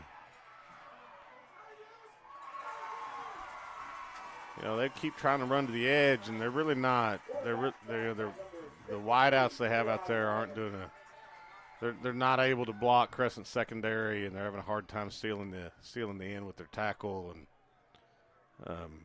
they haven't had a whole bunch of success getting him on the edge. Now you're in a 2nd and 15, 18. Look for sprint out into their sideline. Wilson switched sides of the formation. There's the hitch route. That's good. Good job. Wow, really good job at the end right there. It's a nice throw. Yeah. Yeah, when he sets his feet, when he sits in the pocket and throws the football, he's pretty good. When he's moving around, throwing off his back foot. And, I mean, outside of Patrick Mahomes, most quarterbacks struggle, when they do that. But when he sits in the pocket and sets his feet and throws the football, he's pretty good. They got a lot of that back, 18 yard or about 16 yards of the 18 that they needed. Yep. Back in their heavy formation. Looks like Rice is back in at quarterback. Hopefully he can stay in there. Almost got him to jump again. Good block on the edge there to secure the first down. Yeah, Watson did a really good job on the edge at the point of attack. Quarterback keeper by number 8, Tanner Rice. First down. By number 10, Grant Schrader, as well as Michael Wheeler. Game's good for a Tiger first down. Lots of substituting by the Tigers. Fairview's been rolling some defensive linemen in and out, trying to stay fresh up there. Once they've got to this part of the field, the defensive line has really stepped up for the Jackets. Yeah, they have. Looks like Crescent's didn't really know exactly what they're doing right here yet. Yep. Have to take time out. They look confused. We'll take a timeout with them. Under 3 to go here in the third quarter. Crescent trying to get onto the scoreboard. They trail 13-0.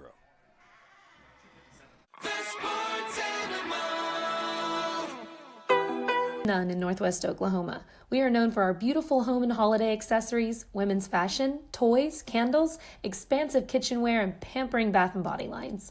We offer lovely bridal and baby registries. Come experience our old-fashioned soda fountain treats, including the best malts and shakes you've ever tasted. Our pharmacy has been serving the Fairview and surrounding areas for more than 30 years. We accept most third-party insurance and have a complete line. All right, here we go. Let's see what the Tigers can do. A little double reverse, look like almost triple reverse. A lot of stuff happening for a yard gain. No, that was definitely a design run. There was not any pass element to it. They've been pretty consistent tonight on trick plays coming out of timeouts. Second time they tried that. You know, they came out of the timeout early on and did the reverse, pass down the end zone. 2nd and 10. Got a matchup down here at the bottom with Wilson on this corner. He's got some space. And hitch again. It's been a pretty good play for him, throwing that hitch into the boundary. Really has. All right. So we're inside the 12.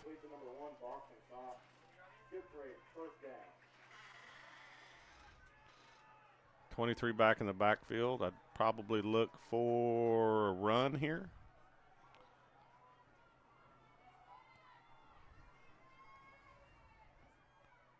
Got a little overset, tight end in the trips on the same side. Quarterback counter, just run.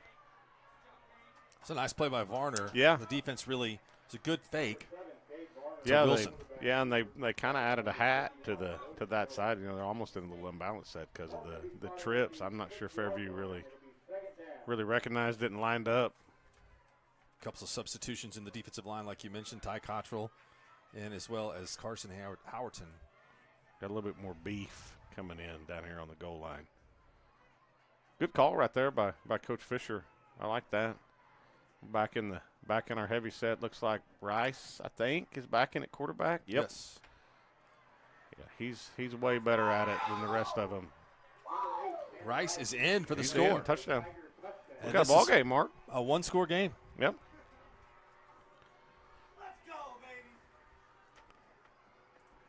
A lot of turn of events. Fairview's throwing it in the end zone, and 7 plays later, we got a one-score game. Extra point will be important here. Yeah, they've been pretty good. The Varner kid's pretty good.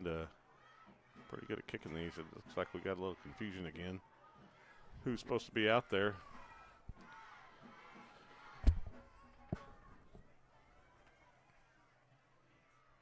High snap. Is good. Kick is good. We'll take a timeout. We got a ball game here with a minute to go in the third quarter. Fairview on top of Crescent, 13-7. Farmers and Merchants National Bank is Fairview's hometown bank, serving you.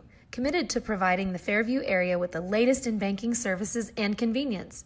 Farmers and Merchants is a locally owned and operated bank, eager to serve your personal and professional banking needs. With a pledge to exceed the expectations of their customers, the staff is confident in their ability to provide you with an exceptional banking experience. Farmers and Merchants National Bank in Fairview, member FDIC, equal housing lender. Ready to get back in the game? Great news. The movement experts at Physical Therapy Central can help you find relief and results and keep you off the sidelines. With over 30 convenient locations across Oklahoma City and beyond, contact PT Central today at ptcentral.org to see a physical therapist. Welcome back. 1:02 to go in the third, and a couple of turnovers for Fairview inside the 5-yard line. The latest an interception return back to midfield, and the Crescent Tigers are able to cash in for the first time in the red zone, making this 13-7. Yeah, I think if both coaches, if they had some redos on some red zone opportunities, they'd both probably take it at this point, because there's been some points left out there tonight.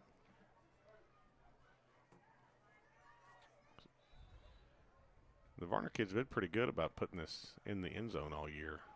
Not sure I'd want to try to hang one down there to Burris and see what he can do with it. Already had a big return.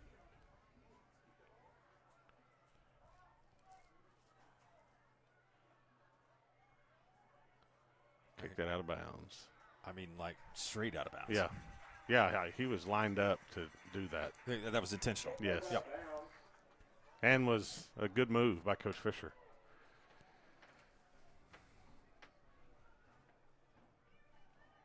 Yeah, I mean, unless you know for sure you can hang it down here on the left side and make sure he doesn't touch it, I'm doing that.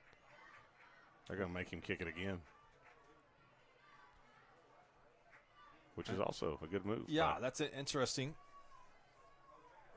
To give your kick return team a chance, we saw Burris bring back the punt for a huge gain. I think he's returned. I think I saw 5 kickoffs this year for touchdowns. I think Burris has. Maybe kicks and punts combined, but I know it's enough where probably don't want to kick it to him. 3 turnovers for Fairview tonight. Uncharacteristic. Yeah, what Jacks have 5 interceptions on the year coming into tonight. Is that right? Yeah. Something like that? Yeah. I have two picks and a fumble. Well, 2 fumbles and a pick. 2 fumbles and a pick. Option fumble down here, the one in the side of the goal line, 1 pick. Yes.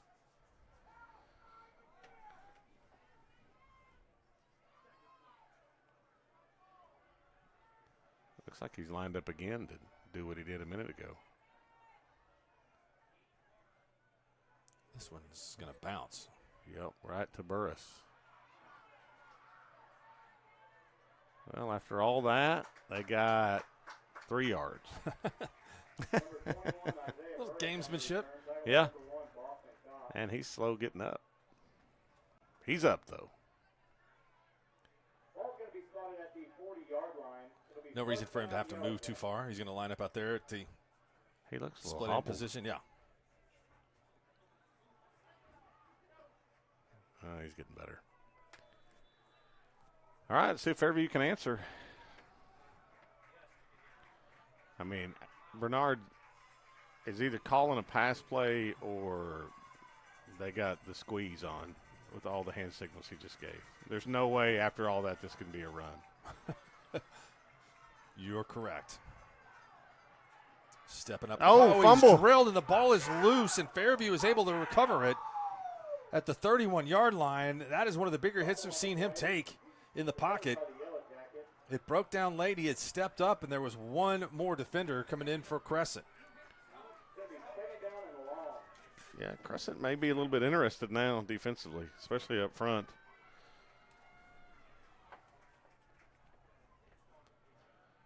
So we'll see. I didn't notice if we were getting the squeeze again. 2nd and long. Crescent is really, really, again, aggressive with their players moving up. Got a screen. Crescent read that pretty well.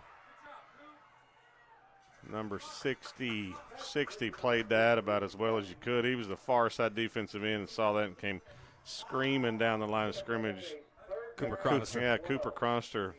He did a great job right there, because if he's not there, that's probably going for a ways. So that end of the third. Both teams are fired up here, and we got a great ball game heading into the fourth quarter. Fairview facing a 3rd down and 12. They lead Crescent 13-7 here in the Squirtle Game of the Week.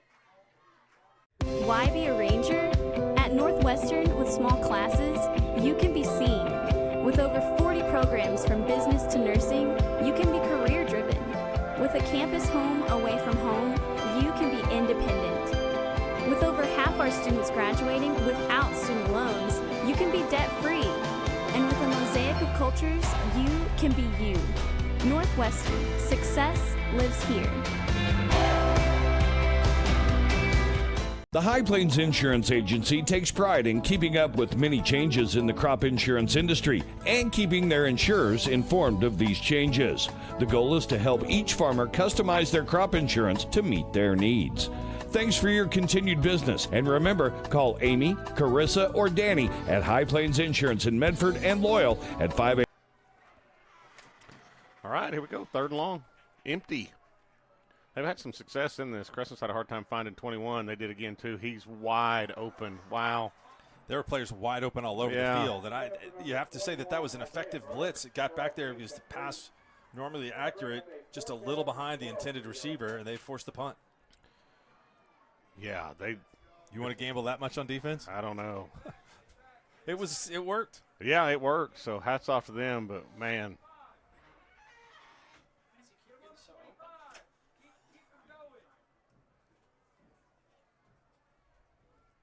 All right, so we got a guy back this time. This is the first time they've punted since first quarter, isn't it? One punt so far? I think so. It was a 50-yarder. Oh, my goodness, that was over the head. Kick it. He can still kick it. He can still punt it. Yep. Wow, that was a great play by job. Bernard. Great job. Play. And that was a very questionable call to field that right in the middle of the field. Yeah. I mean, there's a lot of danger that could go on there. Yeah, no, hats off to Bernard for doing a tremendous job right there. That saved them 30 yards in field position. That may be the play of the game. If Fairview wins, I'm going to say it's the play of the game, barring something else crazy happening. But hats off for a high school kid to know he can still kick it. I mean, you see college punters sometimes run around back there and try to make something, happen. Hats off to know, but also hats off for the athletic ability that it took to get the separation to make that kick.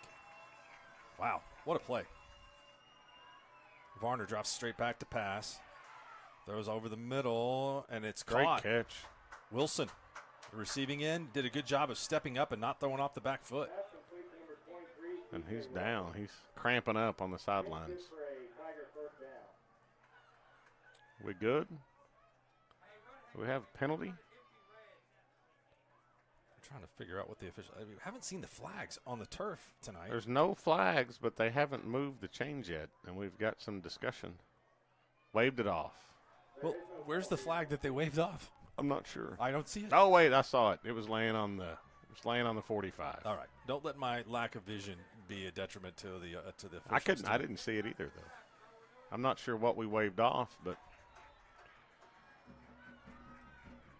but also who cares? Got some big time scores going on in Class 6A Division 1. Santa Fe 10-10 with Jinx. Fourth quarter. Westmore's hanging with Union a little better than they did the first time this season. We have a flag. False start.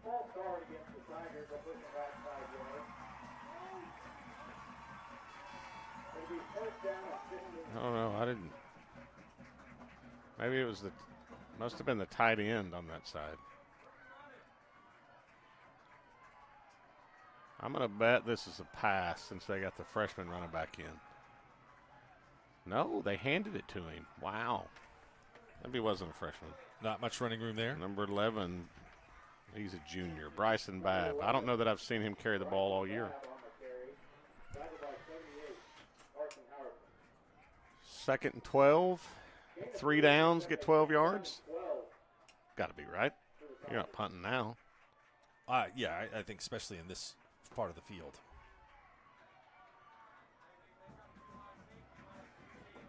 Got a lot of grass down here to the bottom. Sprint out. Nope. Hitch. Had him. Well, that was a great play to pick up an extra 4 or 5 yards. Great play by Lovett. Really good. You know, he had him early on the hitch. It's almost like he saw the hitch and then wanted to see if he could get something else, and almost came back to it too late.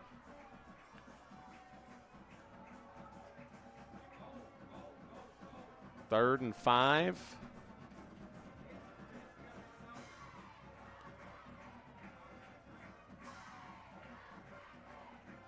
Looks like we may get mesh. Let's get some crossing routes with the back on the sideline. Got the back out. Got him. What a pass. Yeah, really good job. Ran that earlier in the game, you know, and to start. Well, we got a late flag, too. Really uncharacteristic mistakes by this defending state champion Fairview team tonight. Yeah, it looks like this is going to be against the Jackets, too. Maybe they're moving the chains anyway. Late hit is what the Fairview players are signaling, or excuse me, the Crescent players are signaling here. Personal foul, yep. So we half the distance. We inside half the distance. 9:40. So we're going jumbo here for Crescent? Looks like it. Looks like it, yep. Rice back in. Maybe counter.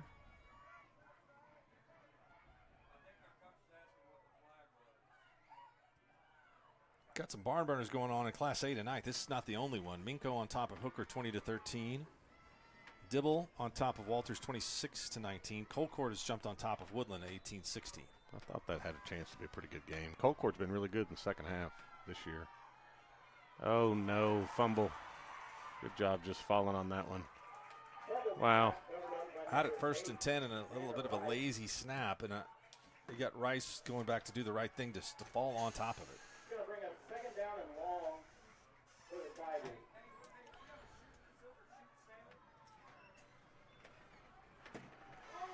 Well, now you got something completely different than what you had just a second ago.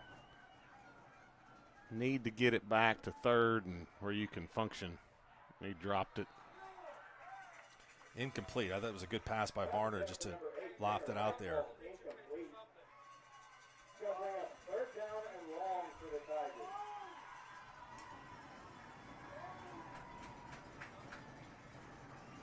The Fairview faithful getting a little bit rowdy right here. 3rd and long. You got one-on-one down here at the bottom if you want it. They're going to sprint out into the boundary and throw that one away. It's just hard, you know. You put him on the move into your sideline. There's just not a lot of room. There's just no room over there for anybody to really get open. So now you're 4th and 20. Yep. Actually, it's about 4th and 22. What's the best 4th and 22 play you got? Is potentially you got to get to the Gloss Mountains for the first down. I'm not sure I'm calling timeout there. We have a timeout on the field. 8:54 to go in the game. 4th down and 20 to go for Crescent. My guess is you got trick play, 3 for 3 after a timeout.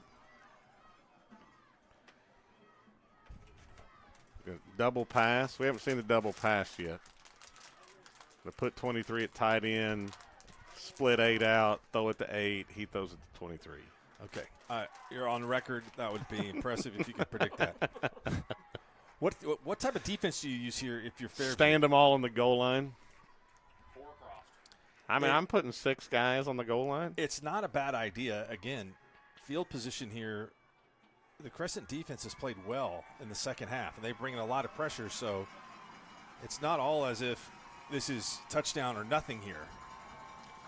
No, the worst thing you do is you throw a pick or you get sacked, in my opinion. I mean, even if you complete it down to the 5. You see it a lot on these 4th down plays where a team will take a sack. We're a little wheel route. But they do have They have no one to the field. Slot formation to the boundary. Here comes a double pass. Oh, 8's throwing it. and they knock it down rather than intercepting it. And, ladies and gentlemen, I'm sitting next to Nostradamus. I was wrong on throwing it. Did they throw it to 23? No, they didn't throw it to 23. Dang it. Yeah, I would take credit for that no matter what. That was. Yeah, and Crescent's out of timeout. So, I got to ask this. Do you do anything other than watch film? Yeah. Okay. Yeah, I do a lot of stuff. All right.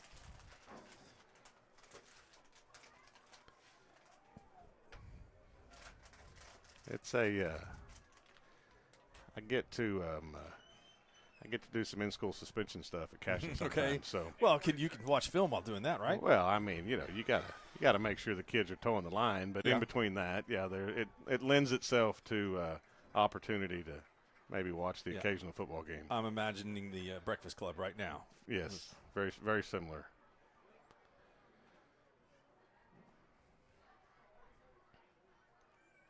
Change of possession, and Fairview will get it at the 23. Now, this is a Fairview offense. They're going to really throw the ball, but at times this year has not had a consistent running game. They've got a home run threat back there in Burris. So I'll be curious to see, with the mistakes tonight, how willing they are to throw the football here when their opposition has no timeouts. I think you still got to kind of, I mean, if you score, it's over, right? So. If you make a mistake, you could allow them in a one-score game too. Yeah. I'm with you though. I think you have to continue to run the offense. Kind of, I would, hand the jet to him and run some quarterback run game. Great move. Yeah, he's really good.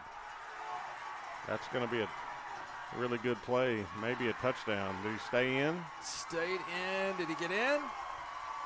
I don't know. This official on this side's having a hard time getting down there. So it looks like he stayed in down to the 9-yard line. What a play. Yeah. We have seen Fairview able to make some massive plays tonight after some mistakes. Yeah, you got to have a plan for 21, and Crescent that's a touchdown. Bernard goes in from 9 yards out. And the momentum swings in this game have been huge tonight, but that's a big one for the Yellow Jackets. They go up 19-7.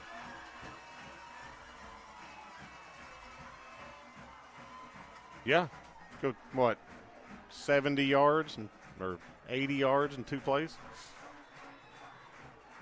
The big run by Burris, who got loose. Yeah, he's just really good. You can go for 2 now. Probably put Bernard on the move a little bit. Yeah, you got to have a plan for him, and can't just say, we're just going to do what we do and we'll get a guy out there in space and he'll tackle him. Bernard tries to throw a jump pass back across the formation, and it's. Yeah, I mean nothing bad can happen to you there. It's not like It's not like college. They can't catch it and run it back. We'll take a break. Fairview comes up with a big play from Isaiah Burris and takes a 2-score lead once again. 19-7 the score here in the fourth. So, not real big on paying bank fees? Well, that's okay. It means you're smart with your money and you know how to get a good deal. You're a credit union kind of person, and Communication Federal is your kind of credit union. In fact, Pay Me Checking puts real money right into your account every time you use your Visa debit card, online or in stores. Pay Me Checking, the free account that pays you, only from Communication Federal Credit Union. At Maples Nixon Diesel Horse, we've helped a lot of people, and our goal was to treat each and every person like a friend. And as a friend, we've got your back always. We understand what you're going through. Being lawyers is what we do, but it's not all that we are. We care. We'll stand beside you throughout the entire legal process, not just as lawyers, but as your friends. We are Maples Nixon. Welcome back. Austin Hickman going to kick it off for Fairview. Oh, wow. What a play. That was almost really awesome. Also, why is that a penalty? 8:27. Out of bounds. But he touched it. Didn't have possession. You gotta have. We'll see. I'm not sure that's a penalty.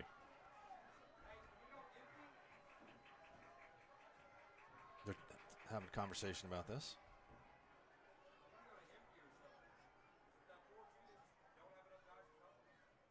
No penalty. No penalty. Good call. Had a good time going over to visit with Jeff Hickman and CJ Montgomery. Got the Squirtle feed going on over there, so give those guys a shout out. Great food over there. Had potato soup, all the fixings, some sandwiches. Yeah, it was legit. A little mash again with the post corner, and Fairview's just all over it. Friday night quick scores, and then also the fifth quarter. K101 Legacy, historic radio station here in the state of Oklahoma, covering high school sports. Gain of 3 brings up a 2nd down and 7. Fairview has done as good a job as they could possibly do covering Crescent tonight. I mean, they've done a really good job of understanding what they like to do out of certain formations, and they were on that mesh concept really well right there.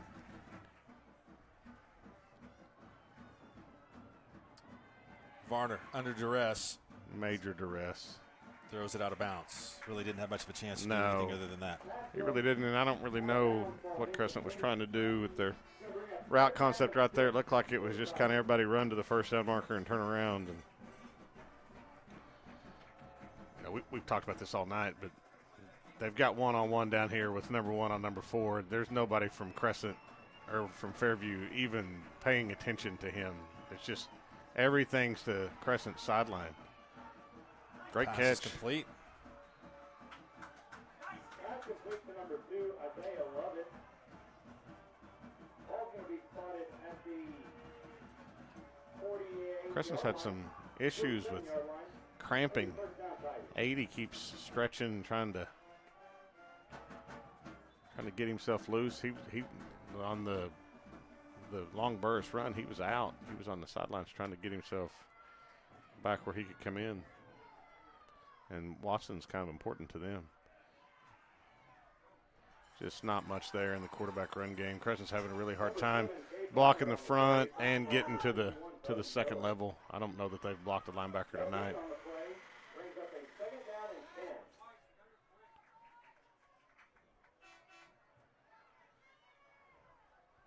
I know you don't really want to pick on Burris, but I mean, it's man coverage down here at the bottom, and it's man with zone droppers underneath it to their sideline. Got to go over the middle of the field. This one is almost picked off, but again, most of the passes tonight have been thrown into double coverage. Yeah, no, Fairview's done a really good job. Their safeties have done a great job of just kind of sitting on the hash and reading the quarterback's eyes. And number 10, Brant Strader. Going to bring up a 3rd down. you get 2 downs, you get 10 yards. You know, if you're a Crescent, you're looking at it like that. You need a 6 or 7 yard play right here. Really, the most successful play they've had tonight has been that hitch pass. Yeah, into the boundary, which they've got one-on-one with a huge cushion and pressure coming off the edge if he wants it. Had it, still has it.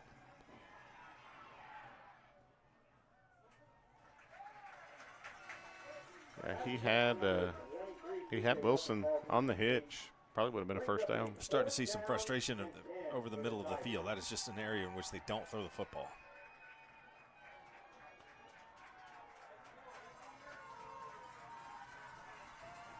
So, ball game here? Yeah, you need a conversion at this point. Yeah. And you don't have any timeouts. Clock's ticking.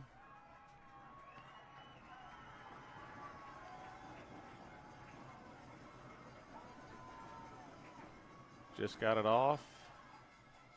Got him. Nice pass. Great. Incomplete. Called it incomplete, out of bounds. Yep. So good coverage. Pass intended for number 23, C.J. Wilson, falls incomplete. That'll be a turnover on down. Fairview will take over. Uh-oh. Penalty on the Fairview sideline. I don't know if this will be a sideline warning.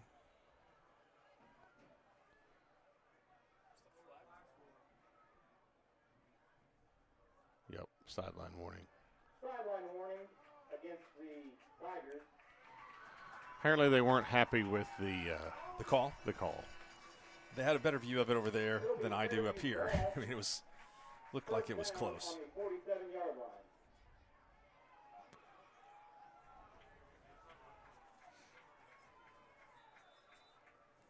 So, pump at the church. Get ready for the fifth quarter. You don't want to look to Burris again? I mean, you can, but get the clock rolling. Isn't he the soup, son? Thought of like a coach, a true coach. Yeah, there you go. See? 2 hands on the ball. You just want to get the clock rolling. Good point. You can't lose the game when the clock reads 0. 19-7 lead. Gain of 1 brings up a 2nd down and 9 for the Yellow Jackets.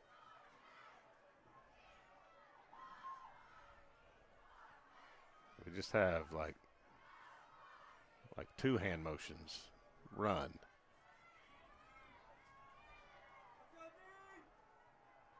Inside zone. Nope. Throwing it. What do I know?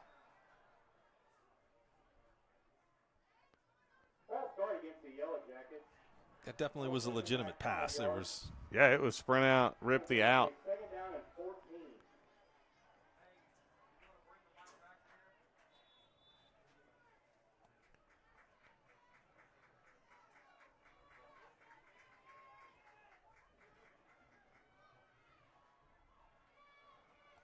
Been a wild night in Class 3A. I'll tell you this.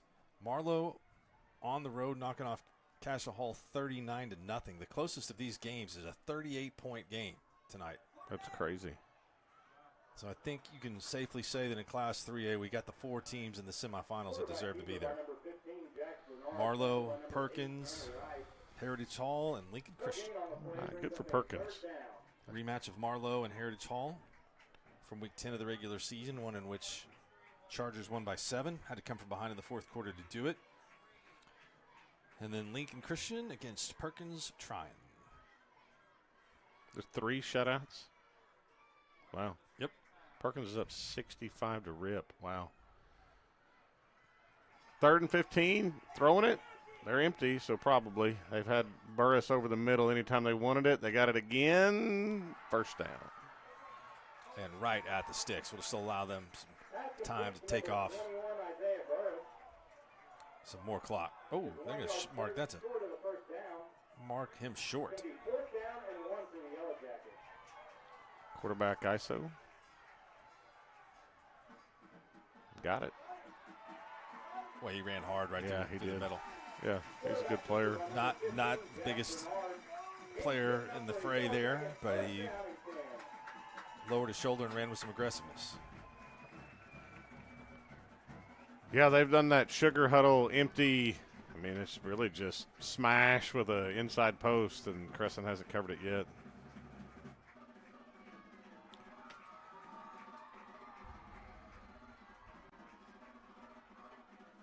Other score tonight that was a much bigger margin than I think anyone could have ever expected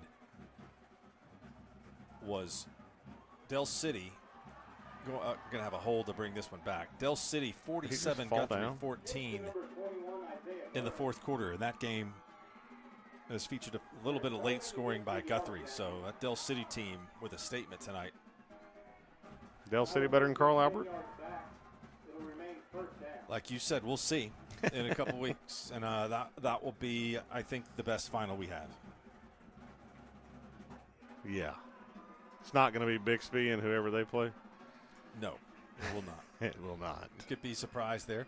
6A Division II final, I think, has the potential to be pretty good. Yeah, but I think so. You're going to talk about 2 teams in 5A that I think, not putting anything past the other teams, but 2 undefeated teams that have both played really tough schedules. 5A, 6A were combined. Who's playing in the semifinals?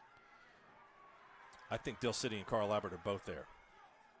With Bixby and I'm just 6A2 and 5A. Who's in the semifinals? Carl Albert, Del City, Deer Creek, Stillwater. Yeah, maybe probably, Choctaw. Probably. Point being, those 2 and 5A are probably good enough to beat a lot of teams in 6A. No question.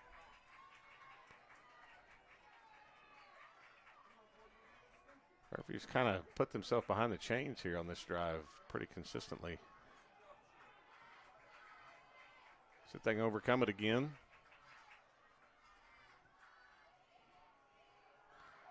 Worked the last time they did it, and Burst fell down. They had a hold. I tell you that's what, a nice run. Yeah, it was a really nice run. I mean, what is he? 160 pounds, maybe? 5'8", 160. And he runs hard. Plays like he's 6'2", 215.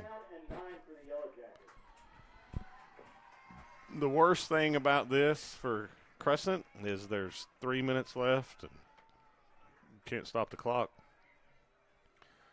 I mean, even if Fairview just runs it here on 3rd down, I mean, you're going to get the ball with less than 2 minutes left, down 2 scores. And again, I'm going to go back to the punt that could have given Crescent the football, or could have given Crescent the football inside the 20-yard line that Jax Bernard just made a phenomenal play.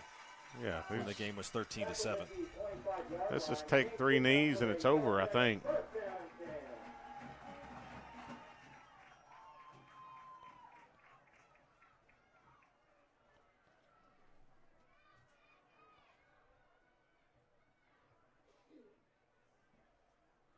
So, Stroud winning? Let's see. I think that is of great interest to the people watching this broadcast tonight. Stroud was winning earlier, and as you said, be a big Stroud victory tonight. 48-6 is the score now in the 4th quarter. So we're going to get Stroud Fairview next week. Wow. We got some wars. The Demons and the Devils. Yeah. Walters and Dibble are tied. Hooker's up 1 on Minko. Central South Salem Pawnee are tied. Woodland's up 4 on Colcord. Could be a big night for that District A5, is that right? Yep. Pawnee, Woodland, and Hominy all with a chance to make the quarterfinals. Yeah. Yep. Morrison's the only one got beat week 1 by Stroud. A5's traditionally been a really tough district.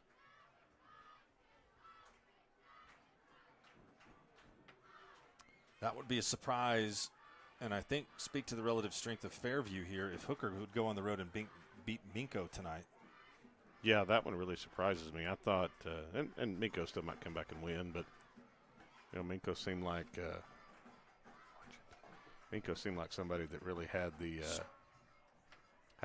right recipe to cause some issues.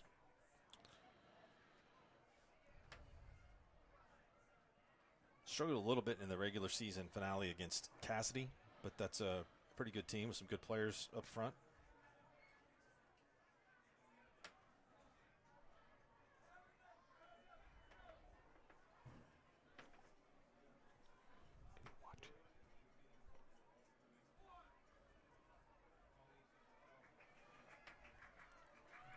So what's the math here? I always struggle with this. I always need an assistant to tell me. So you got 25 seconds. You and Mike McCarthy? Yeah. I'm a Cowboys fan, so maybe that makes sense. I don't think they have to run a play. But also, why would you want to? Even I can't see the clock. What do you have? I mean, there's a minute 23 left. Yeah, see, they're taking a knee. Victory formation. Yeah, which this is an odd victory formation, but yeah, I think it's over. Yeah, 40 seconds. Yeah, math's hard.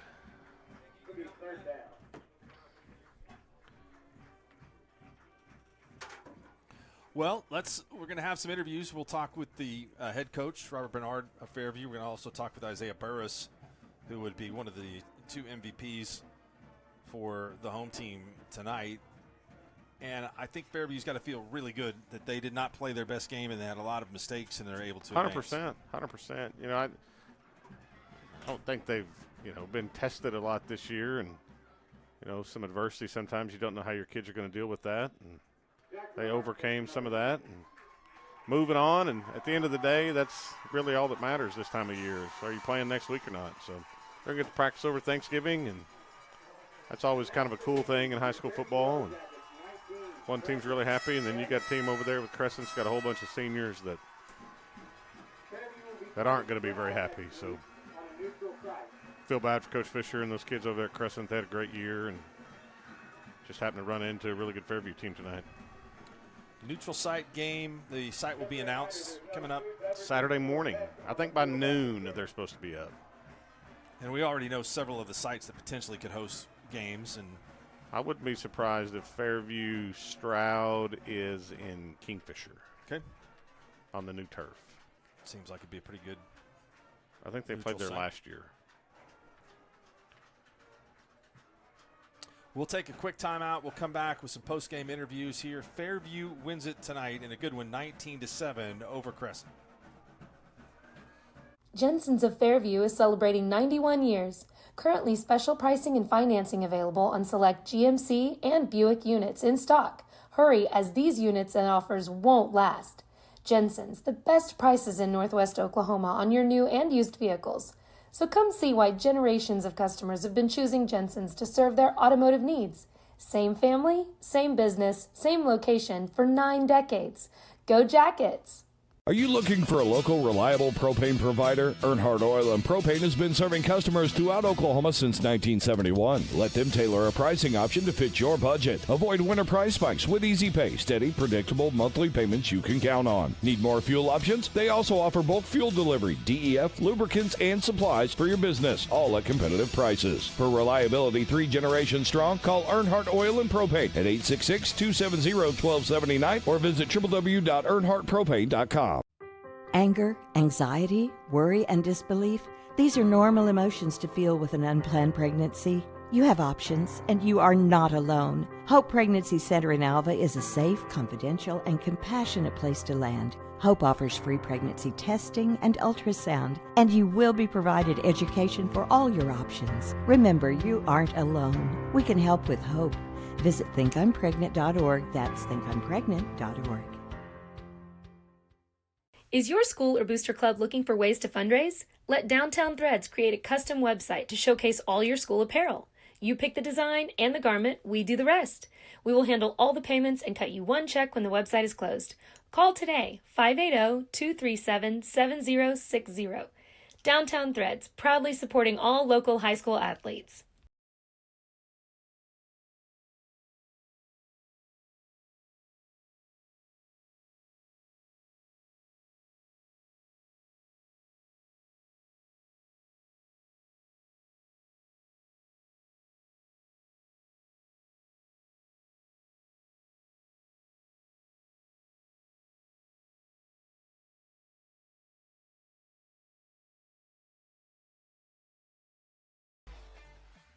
When your business is agriculture, you want a bank behind you that doesn't cut and run at the first sign that there will be some tough times ahead. There are good years and there are always bad years. At Farm Credit of Western Oklahoma, we're here for them all. Agriculture, it's the backbone of our local community. We believe in it. We invest in it. We're here for the long haul. If you're in agriculture, it's time to let Farm Credit of Western Oklahoma make your best even better. Contact a loan officer today. Farm Credit of Western Oklahoma, the area's leading lender in agriculture. Alva State Bank and Trust Company. Older than Oklahoma. Big enough to serve you and small enough to know you. We've been around since 1901, proudly serving the communities of Northwest Oklahoma and Southern Kansas.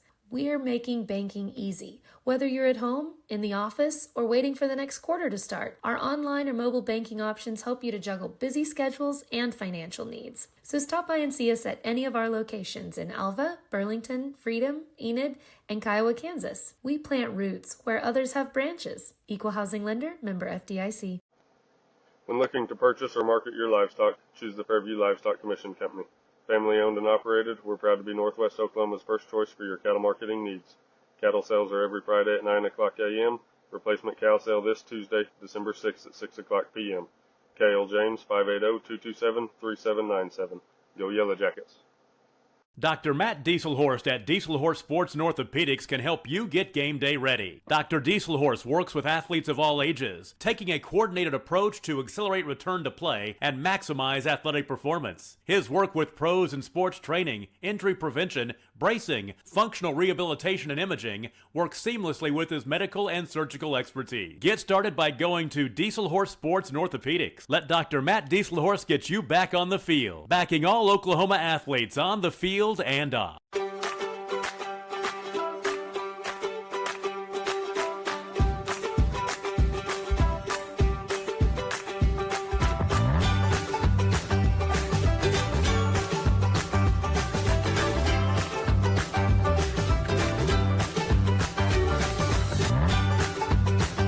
Stream with Oklahoma's #1 high school streaming service, Squirtle.tv.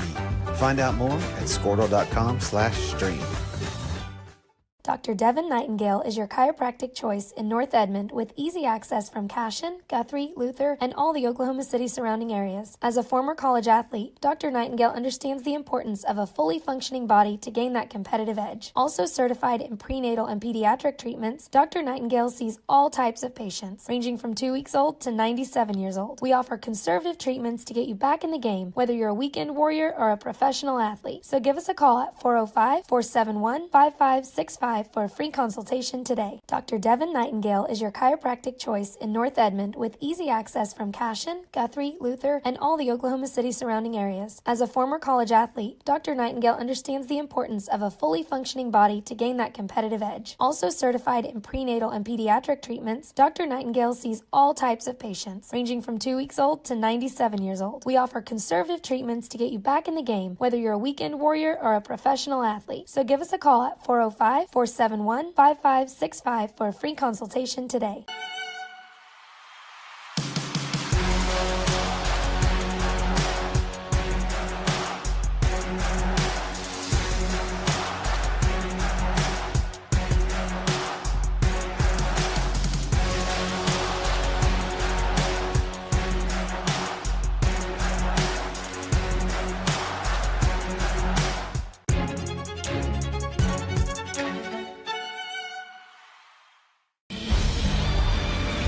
For more than 100 years, Oklahoma Career Tech has been training skilled and dedicated individuals, giving clear career paths to over 90,000 graduates a year.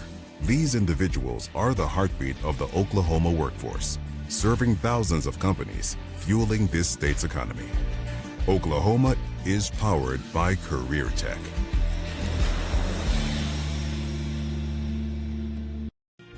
Auctioneers is a full-service auction company well-versed in selling farm and range land, minerals, commercial and residential properties, as well as equipment, estate, and trust liquidations.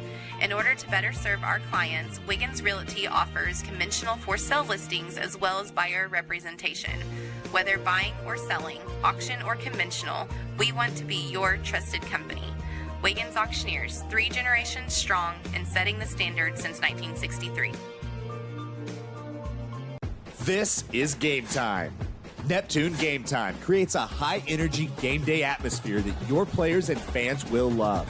Every song in our database is 100% lyric safe, which means you can stop screening music for good. Game Time also provides custom messaging to help you promote your upcoming events, concessions, and event-specific announcements.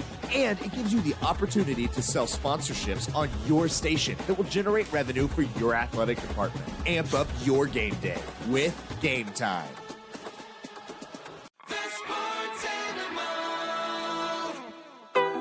In Northwest Oklahoma. We are known for our beautiful home and holiday accessories, women's fashion, toys, candles, expansive kitchenware, and pampering bath and body lines. We offer lovely bridal and baby registries. Come experience our old-fashioned soda fountain treats, including the best malts and shakes you've ever tasted. Our pharmacy has been serving the Fairview and surrounding areas for more than 30 years. We accept most third-party insurance and have a complete line of over-the-counter medications, prescription drugs, and durable medical goods. So come see us at Kid Drug, 8:30 a.m. to 6 p.m. Monday through Friday, and 8:30 to 3 p.m. Saturdays. Farmers and Merchants National Bank is Fairview's hometown bank, serving you, committed to providing the Fairview area with the latest in banking services and convenience. Farmers and Merchants is a locally owned and operated bank, eager to serve your personal and professional banking needs.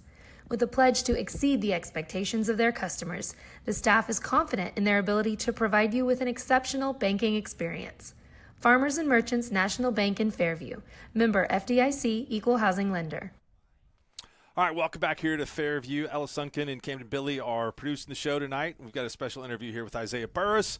I don't know if this was maybe your best game tonight. There was a lot of turnovers out there, but you did prevail in the end. Yeah, no, it definitely wasn't our best game, but, they were probably one of the better teams, the best team we've played so far. So, it was like a completely different challenge going into the game, and we didn't really come prepared. We just thought it was going to be a blowout, and we just got to have a different mindset going into games. When the game got close, they handed the football off to you in your own territory. You went 80 yards down to the 9-yard line. So tell me what you saw in that play. Amazing blocks. I couldn't ask for a better receiver core that can block. So I just saw a big hole, hit it, and just got what I could. You had a big punt return, too. I thought you made an amazing catch on to be able to you were running backwards and then move the ball deep into their own territory. You guys had a fumble after that, but still that was a great play. What's your favorite aspect of the game? You like catching passes? You like taking the jet sweep? Or you like returning kicks? I'm a big fan of returning kicks because, you just got full speed. And we also have really good blockers on our kick returns. So, I just find the hole and hit it as hard as I can, and usually leads to bigger yards, but it's just a lot of fun on kickoff returns. When you are practicing the kick and punt returns, that's something that's kind of difficult to simulate in practice. So how are those guys able to have so much success blocking for you? Our scout team on kickoff return, they work hard. They get down there quick, and they run with the blocks and just practice blocking. You won a state championship last year as a junior. What would it mean to you to win it again this season in your senior year? Oh, it'd feel amazing. That's our biggest goal, is winning another state championship. It'd be the greatest feeling ever. How many returns do you have this year for scores? On kickoff return? Kickoff, punt, whatever it might be. I think I have 8. 8 total? 7. 7? 7 or okay, 8. all right. It's you know what? I've never had that many that I lost track of. Like 7 or 8. It was like either 1 or none or something like that. But Isaiah, congratulations on a great game tonight. Wish you guys the best of luck. Looks like it's going to be Stroud next week, and you'll find out tomorrow where that game's going to be. So wish you guys the best of luck. Thank you. You bet. Isaiah Burris, Fairview MVP tonight. We're going to take a quick break. We'll come back, and we will have the head coach of the Yellow Jackets, Robert Bernard. Stay tuned.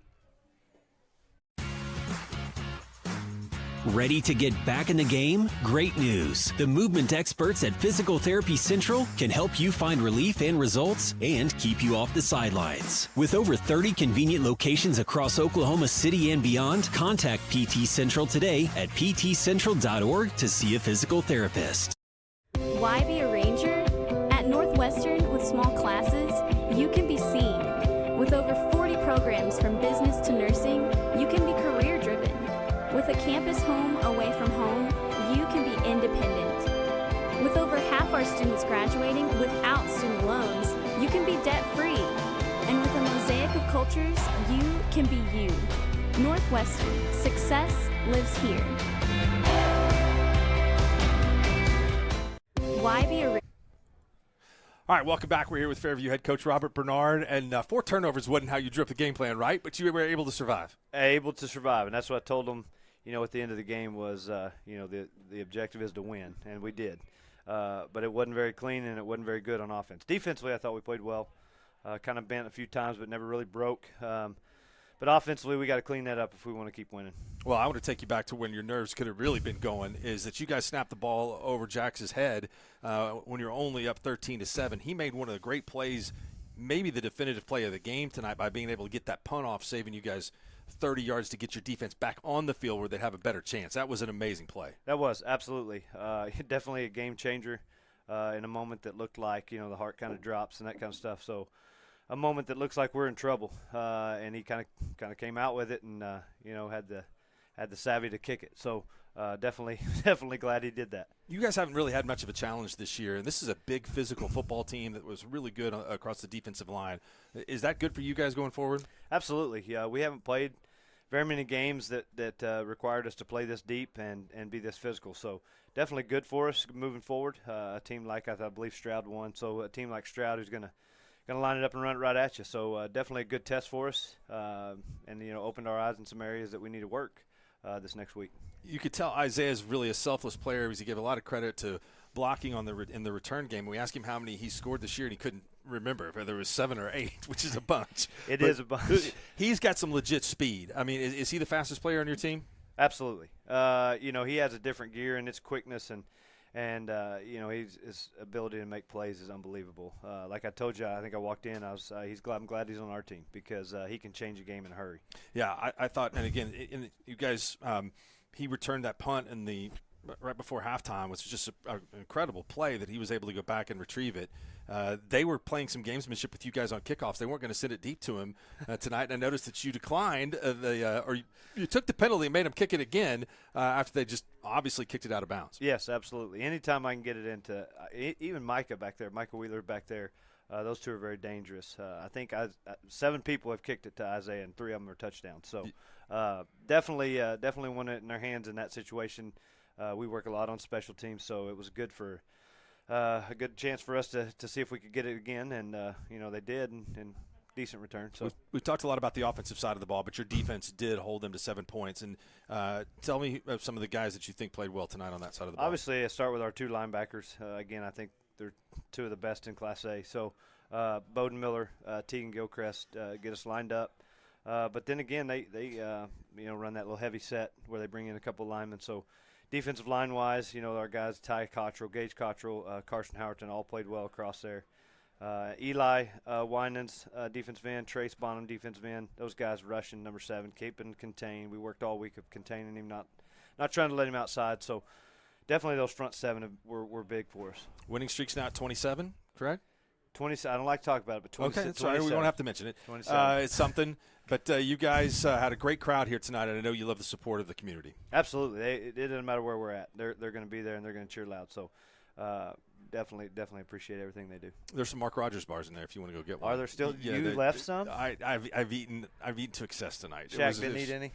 He ate one, but they were tremendous. So congratulations. Wish you the best of luck next week. Appreciate it. Thanks, Thank Robert Bernard, head coach here at Fairview. That will do it. We'll wrap it up tonight for our crew here tonight, Shaq and then Adam Dieselhorst. We want to thank everybody for Fairview for providing hospitality to us, and the Jackets are winners tonight.